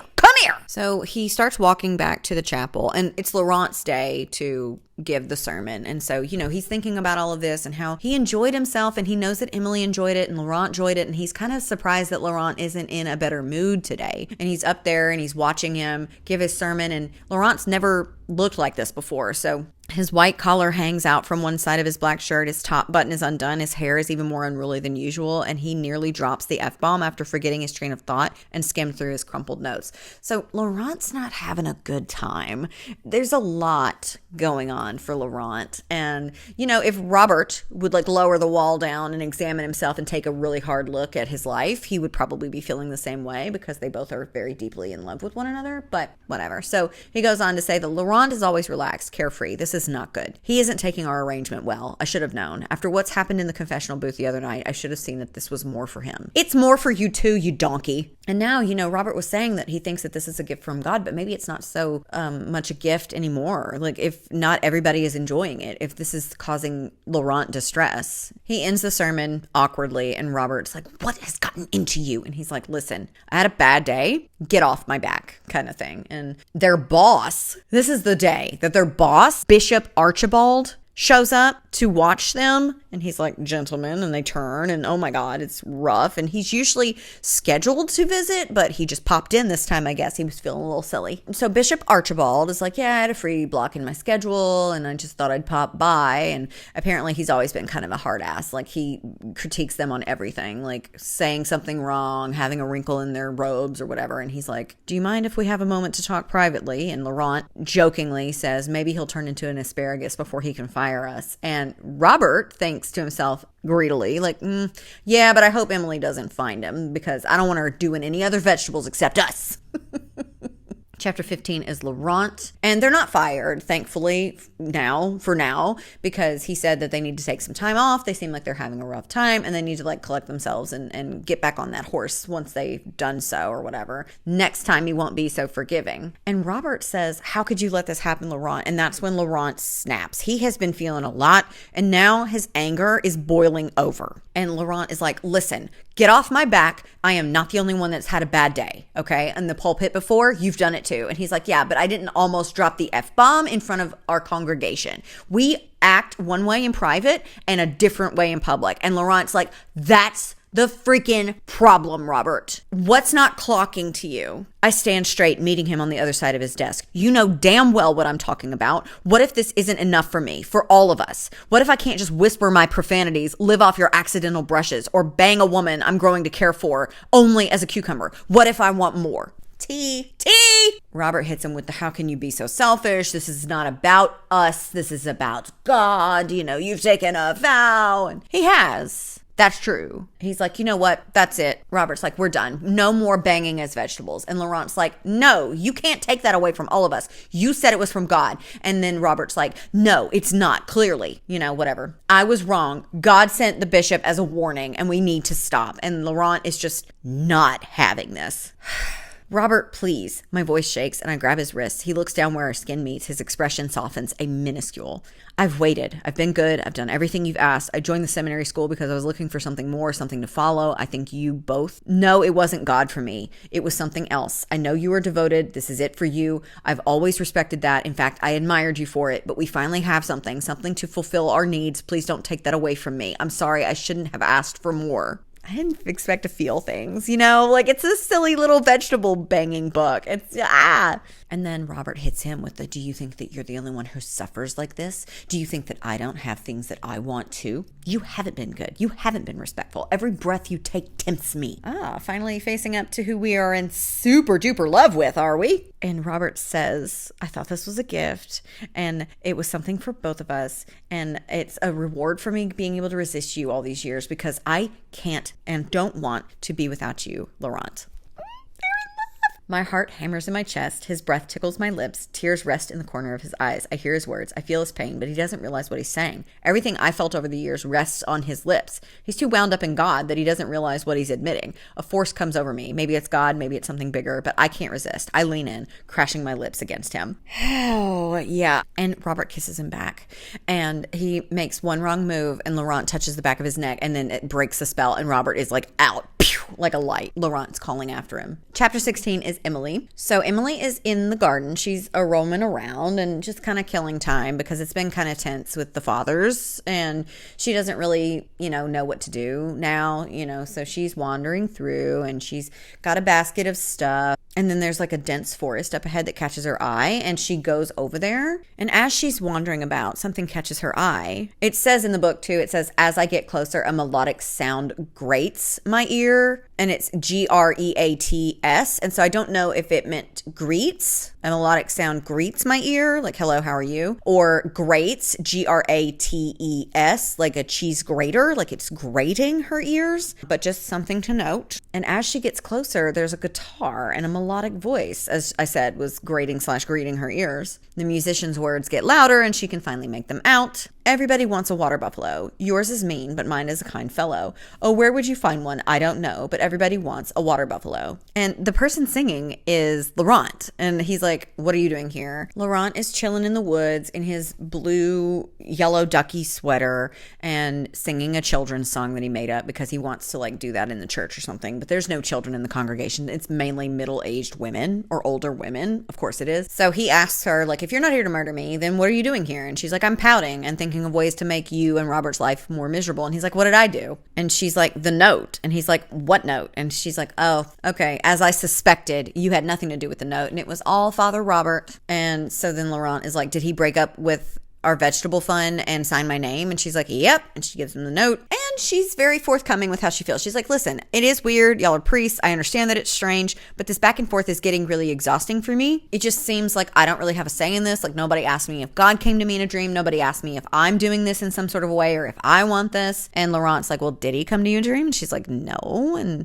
he's like, me neither. Actually, he rarely speaks to me. She does note too that they've been together for 10 minutes and he hasn't turned into a cucumber. And he's like, yeah, it seems like it's only when it's all three of us. And she's like, I wonder why. And he's like, don't think about it too much.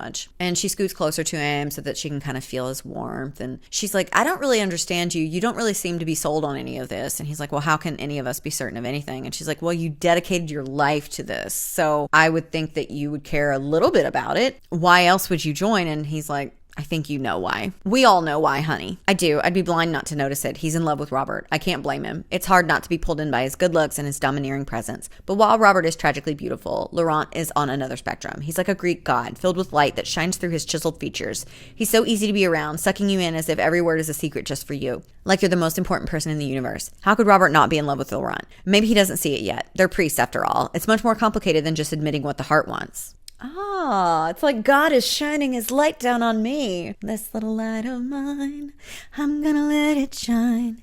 This little light of mine, I'm gonna... What is that? And as she's rolling through these thoughts in her head, she has a moment of really self-aware reflection where she's like, their love story seems almost poetic in the way that it exists. And then you throw me in and it cheapens it like a cheap little smut novel, which is really funny. I do feel that way. And I think a couple of people in my book club have mentioned this as well. They're sitting in silence and she wants to break it. So she's like, imagine that you're the boss then. What would you do? And he's like, I would kiss you. And she's like, what would Robert say about that? And Laurent's like, fuck Robert. I'm sure you want to, baby boy. And he crashes his lips against hers. So he is finally breaking his vow and they're doing stuff together, humans. Robert is not there, but they are doing something. And, she makes a joke too, because, he's wearing that sweater and she's like, you were right about the sweater. It is super soft. And, he's like rolling about her and it seems like he knows what he's doing. And so her mind wanders. She's like, did I see a flicker of light in his eyes the way he looks when he looks at Robert? Am I imagining it? How many women has he been with? Blah, blah, blah, blah, blah. She just, she's kind of rolling through all of her intrusive thoughts. They're just kind of cycling. He's like, you have no idea how long I've wanted to do this to you. And she's like, it's been a day. And he's like, yeah, but pounding you with produce is not the same as me being able to be in control of what I'm up to and, all of that. And so he really starts, grinding up on her, trailing kisses everywhere, rubbing, touching, holding, squeezing, all that stuff. And then she says, he sits up on his knees and yanks his sweater off. Thank God, I didn't want to fuck a man in a rubber ducky sweater. So this is where you draw the line? You'll have sex with sentient cucumbers and tomatoes, but not a fully grown human man in a rubber ducky sweater. There really is someone for everyone, isn't there? He's like undressing her as well. And he's like, you're damp. I was so worried you'd only want me as a cucumber. So they do it on the forest floor and they're having a great time. She says, fill me, father. And honestly, I can't say I wouldn't. I definitely would be pulling the father card out a lot if I was in a predicament like this. Not with the vegetables necessarily, just with the priest or a religious person of any kind. So they both arrive. They're having a great time. She gently rubs his back as they come down, and she thinks, I want to enjoy this soft moment with him, listen to the birds chirp overhead and imagine I could be enough for Laurent. But reality settles over me and I just a priest and not a transformed priest as a vegetable. If there's a hell, I definitely have a special place in it. What does that mean for all of us and what happens next? All of these are very good questions that I would also have should I find myself in a similar predicament. Although I don't believe in God, so I wouldn't really be worried about it. It's like he heard me. I'm sorry, maybe you are there. I don't freaking know. I'm just not out here pretending like I do. Obviously, there's something special about Emily beyond just her being the scapegoat that they needed to pursue like their actual true desires with one another and another person, right? We don't really get a lot of what that could be. Chapter 17 is Robert. He is biting his nails because he is so tense. He left that note and broke everything off, and now he really thought he kicked the habit of biting his nails, but now there's blood and he just says the F-bomb and he's like rummaging through his desk. He finds a bandage, he wraps it. Gail's coming back in a couple of days and he needs to make sure that everything seems in working order, and he, ruminates a little. He's having a crisis of faith, of course, and like an existential thing as well, and he's just like, why is being a person so hard? The grass never has to struggle with rising and meeting the sun and blah, blah, blah, blah, blah, all this stuff. And then as he's looking out the window thinking about all these big deep thoughts, something catches the corner of his eye. It's Emily, and she's attempting to climb a tree for some reason. What are you doing? And she's like, don't yell at me. You have no right. You're supposed to be godly and nice and stuff. And he's like, Emily, literally, you're going to get hurt. What are you doing? Turns out her hat like blew up into the tree or something. You make it seem like helping me is an insult. So I would rather not. Thanks. And so instead he just like directs her where to step and whatever to get up there safely. She does fall down and he attempts to catch her and break her fall, but they both end up falling down. So he like brushes himself off and she's like, are you hurt? And he's like, no, but do you really need that hat? And she's like, no, I'm used to living without things that I really, really want. And kind of is joking, but kind of not. So he starts to climb the tree and she's like, Robert, I was just kidding. I have more hats. But he like scurries up the side of a tree like a spider monkey, gets her hat, brings it back down, talk to each other for the first time, maybe ever, and get to know each other. Cause she had like the little midnight snack, like chit chat with Laurent. And she's obviously now banged him in human form and vegetable form. But with Robert, this is like their first actual conversation. So they're like getting to know each other, which is a weird order to do things in. But anyway, you know, she's like, how did you get so good at climbing trees? He's like, I have other hobbies. I like woodworking. I built the kitchen table, you know, blah, blah, blah. And what do you like to do? And she's like, I don't know. I was in an abusive relationship for a while, kind of lost myself to that. And he's like, I'm so sorry. And she's like, nah, it's cool. I'm much happier here. Learning about this causes him to feel a lot of guilt and shame around how he's been treating her lately, because it really is a projection of how he's feeling about himself. Like, he's taking it out on her. He's taking it out on Laurent, kind of being a dick all around. And so he says again, like, I'm really sorry. We should have never taken advantage of you. And she's like, you didn't. I wanted to do this.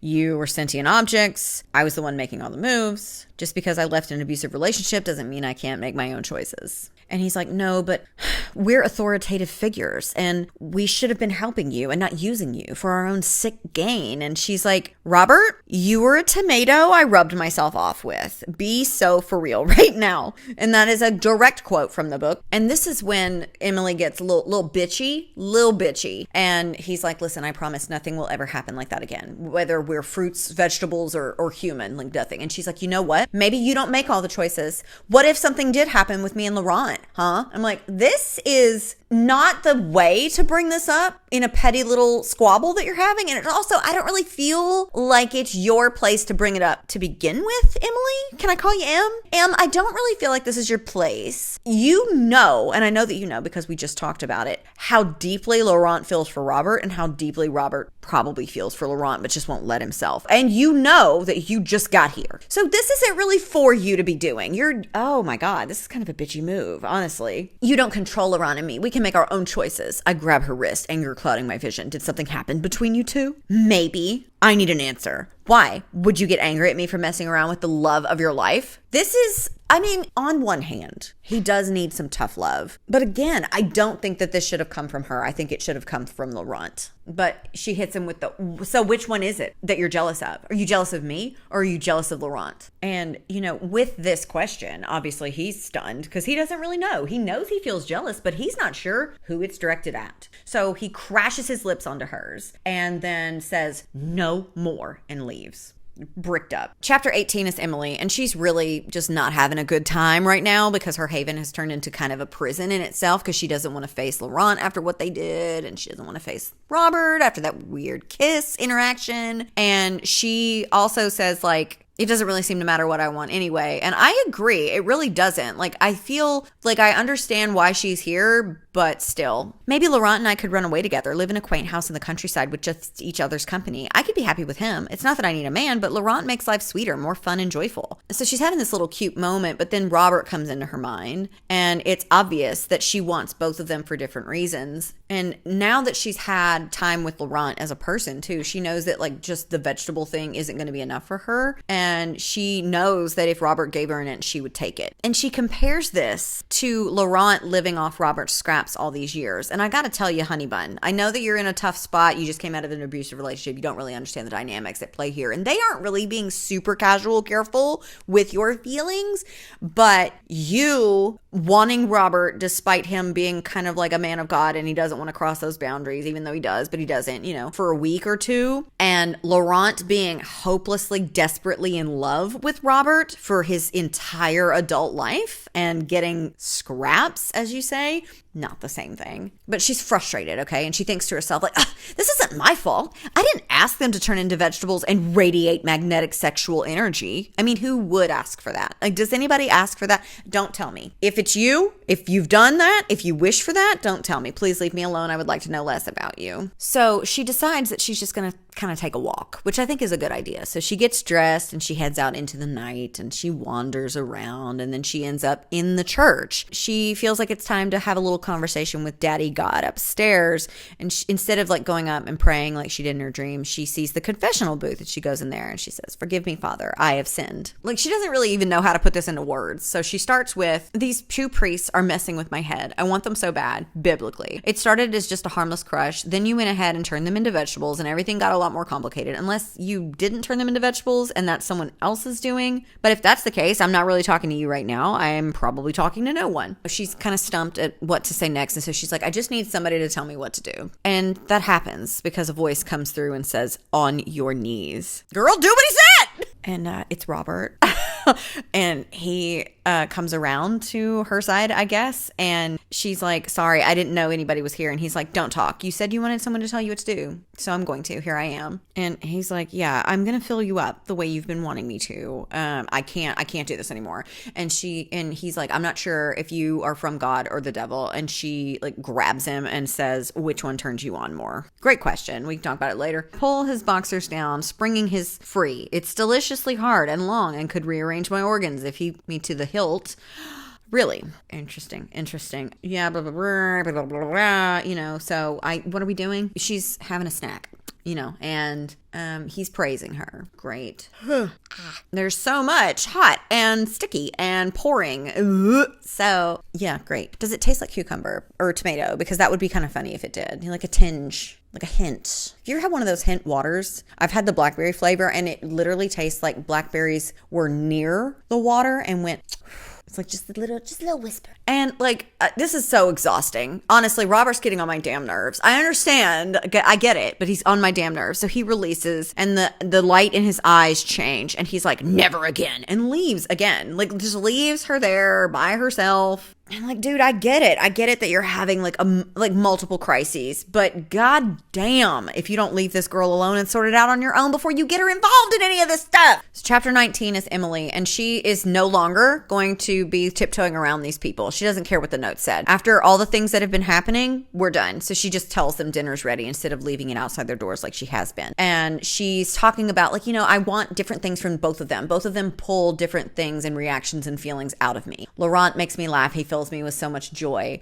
Robert, what does Robert fucking do? The fire Robert pulls. Each of them brings out a part of me I didn't know I still had. And she does say, I shouldn't need a man to find myself. I should have more time before jumping into a new relationship, or two at the same time. I definitely shouldn't have gotten tangled up with two priests who turn into sexual vegetables, but this is the way my life panned out. And honestly, when life gives you cucumbers and tomatoes, you make a salad and you toss it. I don't know what you want from me. Laurent shows up first and he's like, it smells good. It's stew.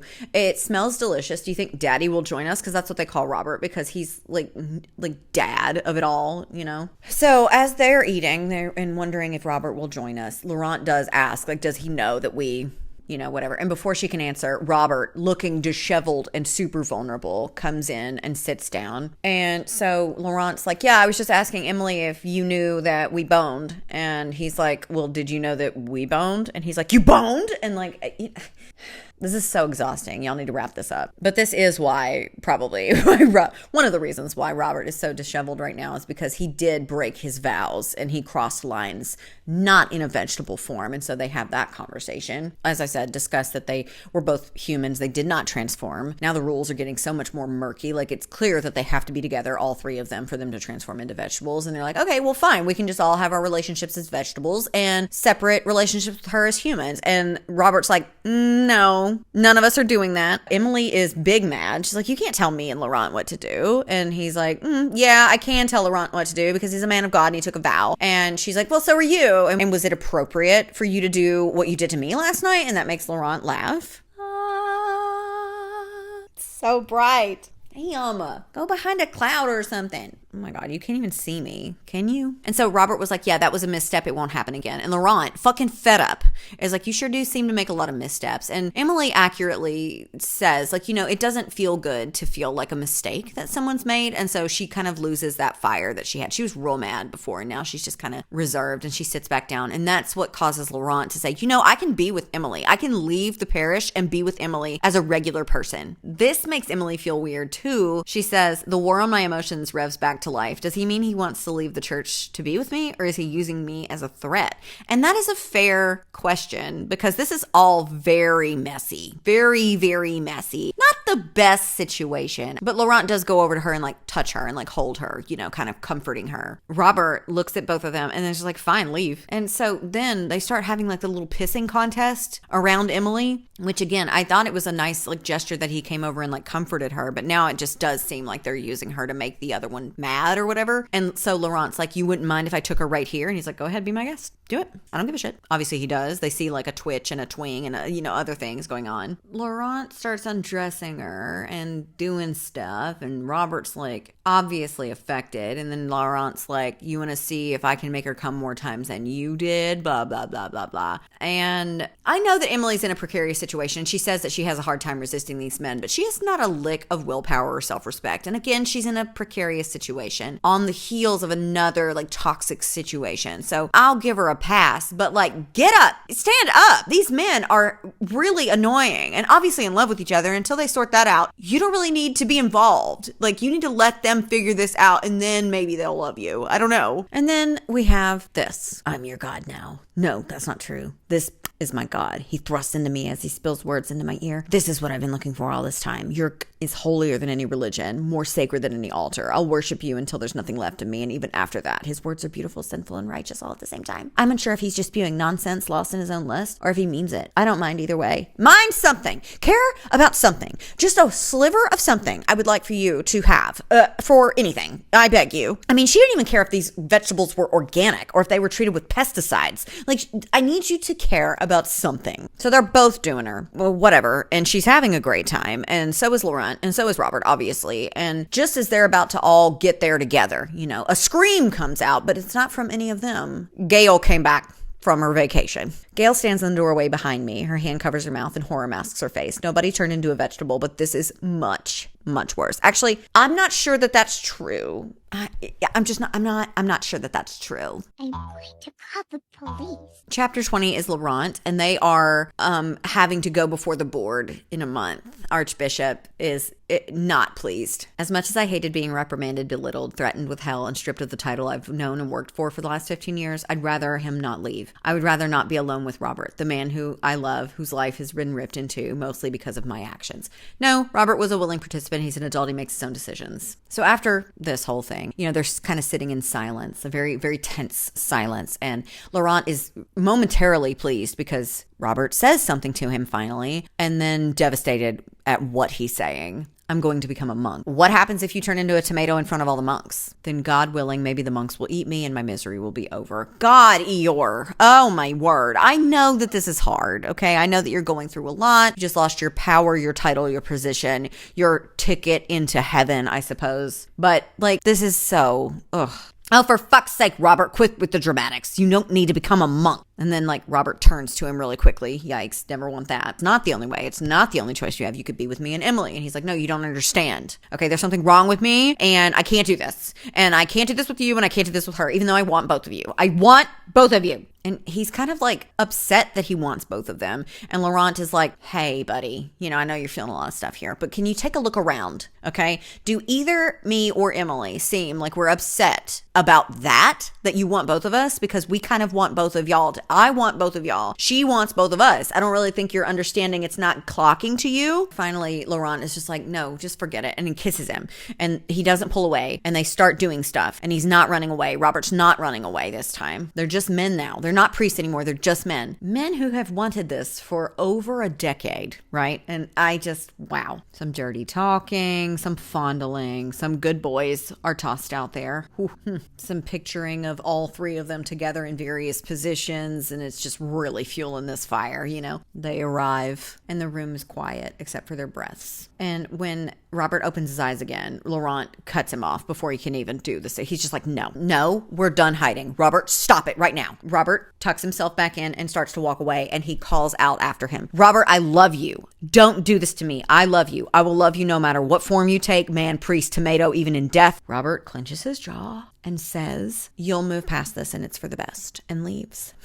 Wow. Chapter 21 is Emily. There's something seriously wrong with me. I'm a fucking degenerate. Did I really think I could be in a relationship with two priests who sometimes turn into vegetables? I should be euthanized. Seriously. So she's having some feelings, right? And she's in the woods on the ground still because I guess she hasn't been fired, or maybe she's given some time to kind of work out where she's going next. But she's in the woods just contemplating, everything. She lays down on the forest floor and looks up at the trees and just starts rolling through everything that's happened over the past month or however long she's been here. And about her future. What's next for me? I'm about to be homeless and I need a plan. But it seems no matter where I go, I'm just going to fuck things up. Literally. I can just see it. I get a job as a janitor and the next thing I know? I'm fucking a mop and a duster. I laugh at my own stupid joke, covering my hands with my mouth. I'm ridiculous. I agree, but not necessarily in a bad way. I think you're going through a lot. She decides she's going to join a nunnery, right? I mean, she wants to run away with Laurent, but she kind of wants all of them together, and that's just not going to happen. And they've ruined other men for her. So the nunnery it is. And then she sits up and hears a twig snap behind her. And it's the old woman from before. Do not be afraid, child. I didn't mean to frighten you. I was brought in on the wind. I think I can help you with your priests, or should I say, your little produce pals. And she asked the old lady, like, did you do this to them? You know, kind of wary of her, you know, because she's obviously powerful if she did. And if she's not powerful and she didn't do this, she's off her rocker. So, you know, tread lightly. The sex is only part of their desires. The key is their desire to connect, to be a part of a union with their body and soul. Okay. So apparently these three people are destined for each other, are cut from the same cloth. The universe wants them together. And this is how it chose to bring them together. They turn into vegetables whenever the three of you are together, and at least one of you admits your desires to yourselves. Apparently the curse will be broken. They won't turn into vegetables anymore once all of them admit what they really want, their true feelings, their love for each other. And she's like, love? I just met them, but like, I do love them, I guess. And then she's like, okay, well, Robert's never going to admit his feelings to me. And she's like, yes, that is a problem. So Emily's kind of crushed because she's like, I kind of wish it was harder to get rid of me because it doesn't seem like they need me at all. And I agree. And she's like, okay, so what can I do? And the woman's like, just bear your feelings boldly. And then she disappears. Chapter 22 is Robert, and he's saying goodbye to his congregation. And he can't very well tell them why he's leaving because he was jacking it while his best friend and secret lover that he is head over heels for and has been for a while was doing their cook, and he was watching. You know, you can't really just bring that out at the barbecue. So, you know, he was just telling them goodbye, and he's not really sure what to do next or now or at all ever. He doesn't ever fucking know what he's doing. You know, he's thinking about all of this stuff, and he's like, it's unfair, but, you know, I know that Laurent deserves better, and so does everybody, blah, blah, blah. And then he says, Laurent and I have years of connection ripped apart, but Emily is the one I truly mourn for. She didn't deserve any of this. She came to the parish to seek refuge and start a new life. She escaped an abusive relationship, ended up with my toxic ass ruining everything. I took my authority and her vulnerability and contorted it. Emily is who you truly mourn for. Emily is who you feel guiltiest about. That would make more sense because you should, because she doesn't really have as big of a presence here in this polycule that you found yourself. But you should feel worse about the way you treat Laurent because you have time in with Laurent. Laurent has held you down for years and you knew that he did, and you knew that you loved him too, and you should feel like shit about that. Emily, yes, that's bad, tragic. Let's move on. Laurent? Mm-mm. And then that's when he decides, he's like, I can't leave without telling Emily goodbye and apologizing. Come here.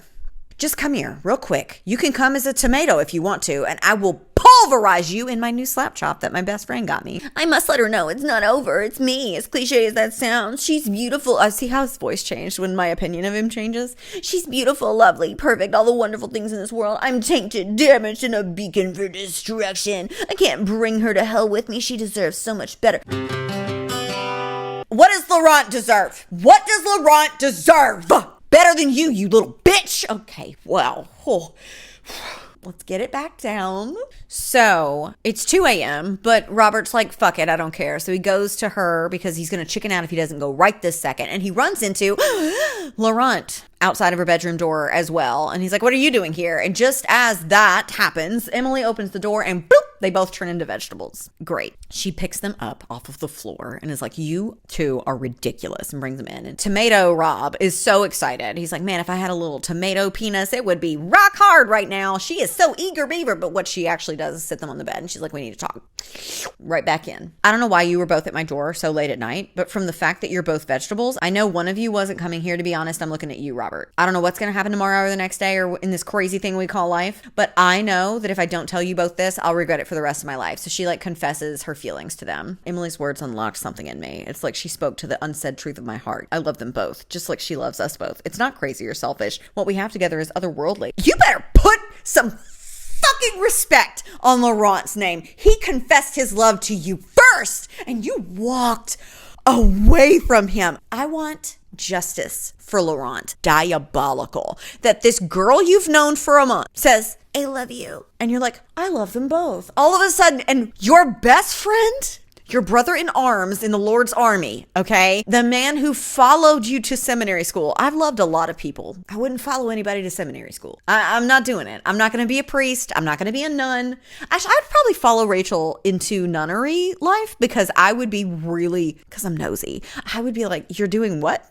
Okay, that sounds weird and not like you. I'm gonna tag along and see what's going on. But to secretly love someone, he told you he loved you. He told you that he loved you and you said nothing. You did nothing except make him feel bad. You didn't even say it back. And now this bitch that you just met, no shade to Emily, I don't know her. Neither do you, really, says that she loves you. And now all of a sudden, it's just, I can see clearly now, the rain is gone. I don't need God or anything. I want to fight you. And I will fight you as a vegetable or I will fight you as a person. It doesn't really matter. Bring it on. But at this revelation, this realization, this idiot, goddamn, they both pop back into human form. And they're like, what happened? And again, he reaches for Emily first and is like, I love you, and kisses her. And they start making out and she starts trying to take his clothes off, but he pulls back because he has something else to do first. And he turns to Laurent. You have something else to do? As if Laurent is an afterthought. I am mad. I am rage. So he kisses Laurent.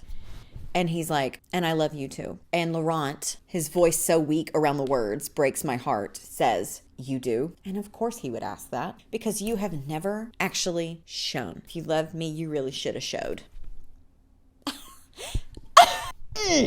And he starts to like pull away and she's like, no, don't. I like seeing you two like this. Kiss him, and starts taking him out. You know, they're drunk. They're all just saying I love you back and forth and fondling each other. And it should be better and more satisfying than it is, but it isn't. There's eating of things, slurping, gagging, choking, thrusting, I don't know, sweating. We're doing all the things, you know, they're talking and blah, blah, blah, blah, blah.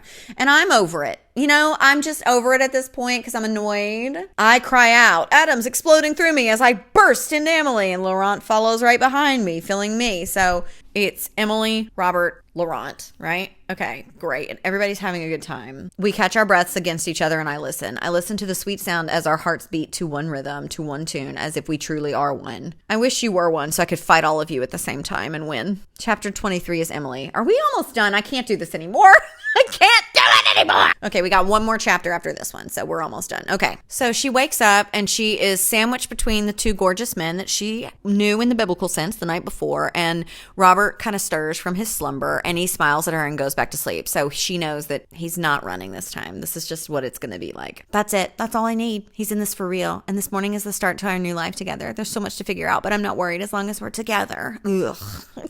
Damn. So she gets up to go somewhere and she looks back and they have snuggled close to each other. The two fall back into their slumber in each other's arms. I nearly cry at the sight. It's so intimate, so natural. I'm so lucky to witness it, to view them in their true form finally. They've never looked more beautiful. Well, I'm glad that you can appreciate it. And I mean that. It sounds bitter, but she goes to the kitchen where Gail is, and she's making coffee, and they sit and have a little chat, which I fear would be the most uncomfortable thing, and I just wouldn't do it. And so she's like, listen, I'm sorry that you saw that, Gail. I really am. And Gail's like, please. I can't say I'm surprised that the boys were together. It was you that really threw me off. And honestly, same. Gail, you and I are on the same page. And she's like, what do you mean? She's like, listen, I'm a good Catholic woman, but I'll always root for true love. And it was very obvious the way they felt about each other. Of course, anyone could see that they were in love, and Gail has been around much longer than I have. Yeah, she has. She must think I'm a slut for coming in between them. How do I explain that we're all in love with each other? And I say, well, you don't have to worry about us being inappropriate anymore. We'll be leaving. Together, as in all three of you? Yes, we're going to be together. We all love each other. Huh, love, you say. And she's like,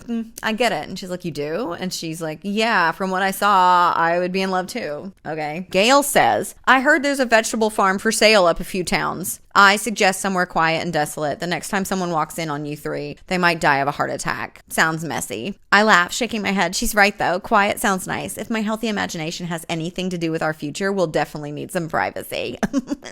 Chapter 24 is Laurent. Ugh. Oh, they're banging. Okay, great. They're doing a double penned thing with her, you know, and they're having a really good time. That's great. She fits this so perfectly. She's made for both of us, apparently. It's only been 5 months since we left the parish and bought the farm, but damn, has it been good. And I know with every ounce of my being, it will last. But this Emily with Laurent sliding against my own now takes the cake of everything we've experienced together, and that says a lot. Emily is close to arrival, and so are they, and so they arrive together, and it comes dribbling out, and he's like, is it weird that I want to drink it? All three of our juices mixed together like a delicious cum cocktail.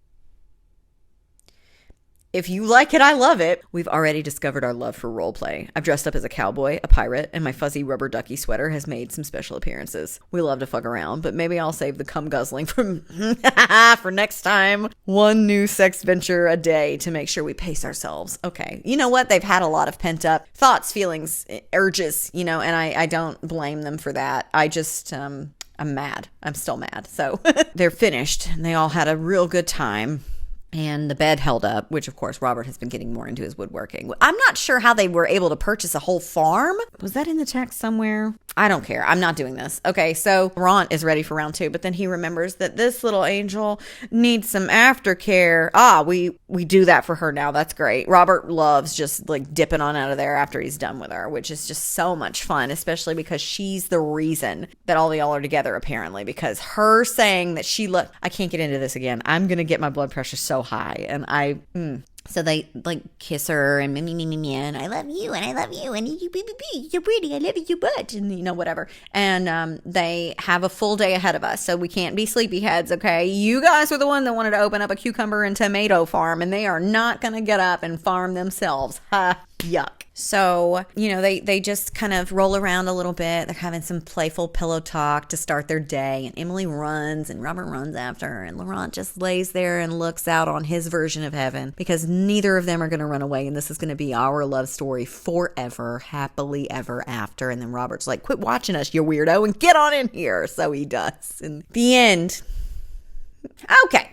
Hi, yeah, same me, different day. I'm just popping in here at the end because I did not have time to record like an outro, a come down, a summary, whatever you want to call it, because I was flustered, and then also like life popped up, so I had to like go deal with some stuff. But anyway, let's talk about Pounded by Produce. I mean, we already went through it for like, 2 hours? That's insane. It is, and I know that it is. So let's scooch in and wrap this baby up, shall we? First of all, shout out to my book club for reading this with me. This was, again, my mandate for January. January is my birth month, so I get to tell you what to do, and I told you guys to read Vegetable Smut, and you did. And honestly, it was really funny to watch you guys talk about this in the Discord because so many of you were mad that there wasn't more vegetable scenes. And I commented along saying only Weirdo Book Club people would be upset that there wasn't more vegetable sex scenes. But I love my people and my people love me. Or like, I hope so. You don't have to say it back. Speaking of vegetables, I wanted to show you this really cute little keychain that I got while I was in the mountains with Rachel. I got her one that looks like a pickle, but you know what a pickle is?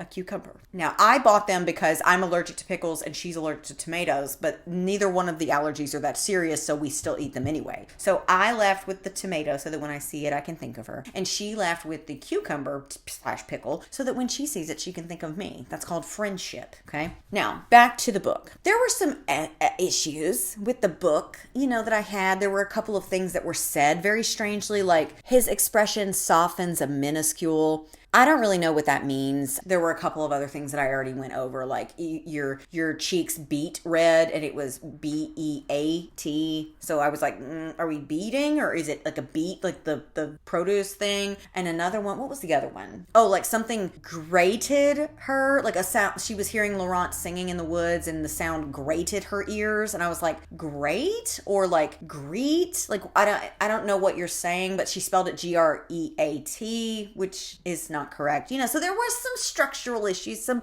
line problems, right? And then you have the characters. And the characters, I'm not gonna lie to you, no sense in it, pissed me off. Most of them, okay? Like, I understand that Emily's going through a lot. She's a young girl. She's getting a new job. That has room and board. She's in a place that she doesn't really believe in, the religion and stuff, and there's 2 hot priests leading the way. And I understand that on the heels of an abusive relationship that you recently just got out of, this is all a lot, right? Sentient cucumbers and tomatoes and you automatically feel drawn to them in some sort of sexual way, that's gotta be weird. Robert was such a wet sandwich the whole time. And I know he's also dealing with stuff. And Laurent is just down bad for Robert the whole time, which is really the relationship that I wanted to see explored the most. Only for Emily to show up and just be apparently funny and attractive. I didn't like that. I respect her journey and her role in this whole thing. I could not stand Robert by the end of the book, and I didn't want him to have Laurent. I wanted Laurent to be able to dust himself off and go find happiness somewhere else. And that was another thing about Emily's character that I did not like. She's over here acting like her fawning over these people for a couple of weeks is somehow the same as the relationship between Laurent and Robert. You're not the same. You might be special sunflower something to somebody somewhere. Maybe they like you a lot. I don't like you that much. And actually, you were on every nerve that I have. I was more compelled by the relationship dynamics between Robert and Laurent. I also didn't really like Robert. Again, I understand that he's going through a lot, and that's hard. I know that it's hard, but not harder than watching him literally hear declarations of true feelings of love and intimacy and just camaraderie and years of this built up over time from Larry Laurent, who is trying to tell Robert, like, listen,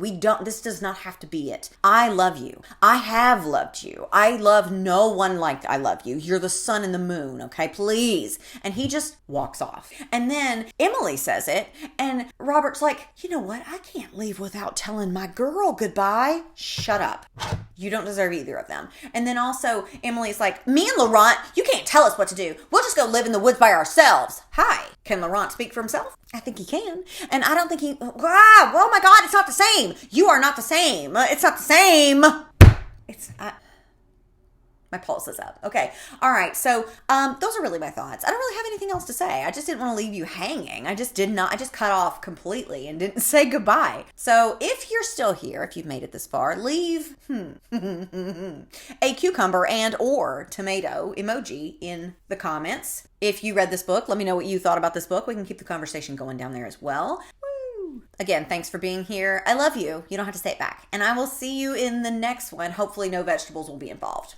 Bye.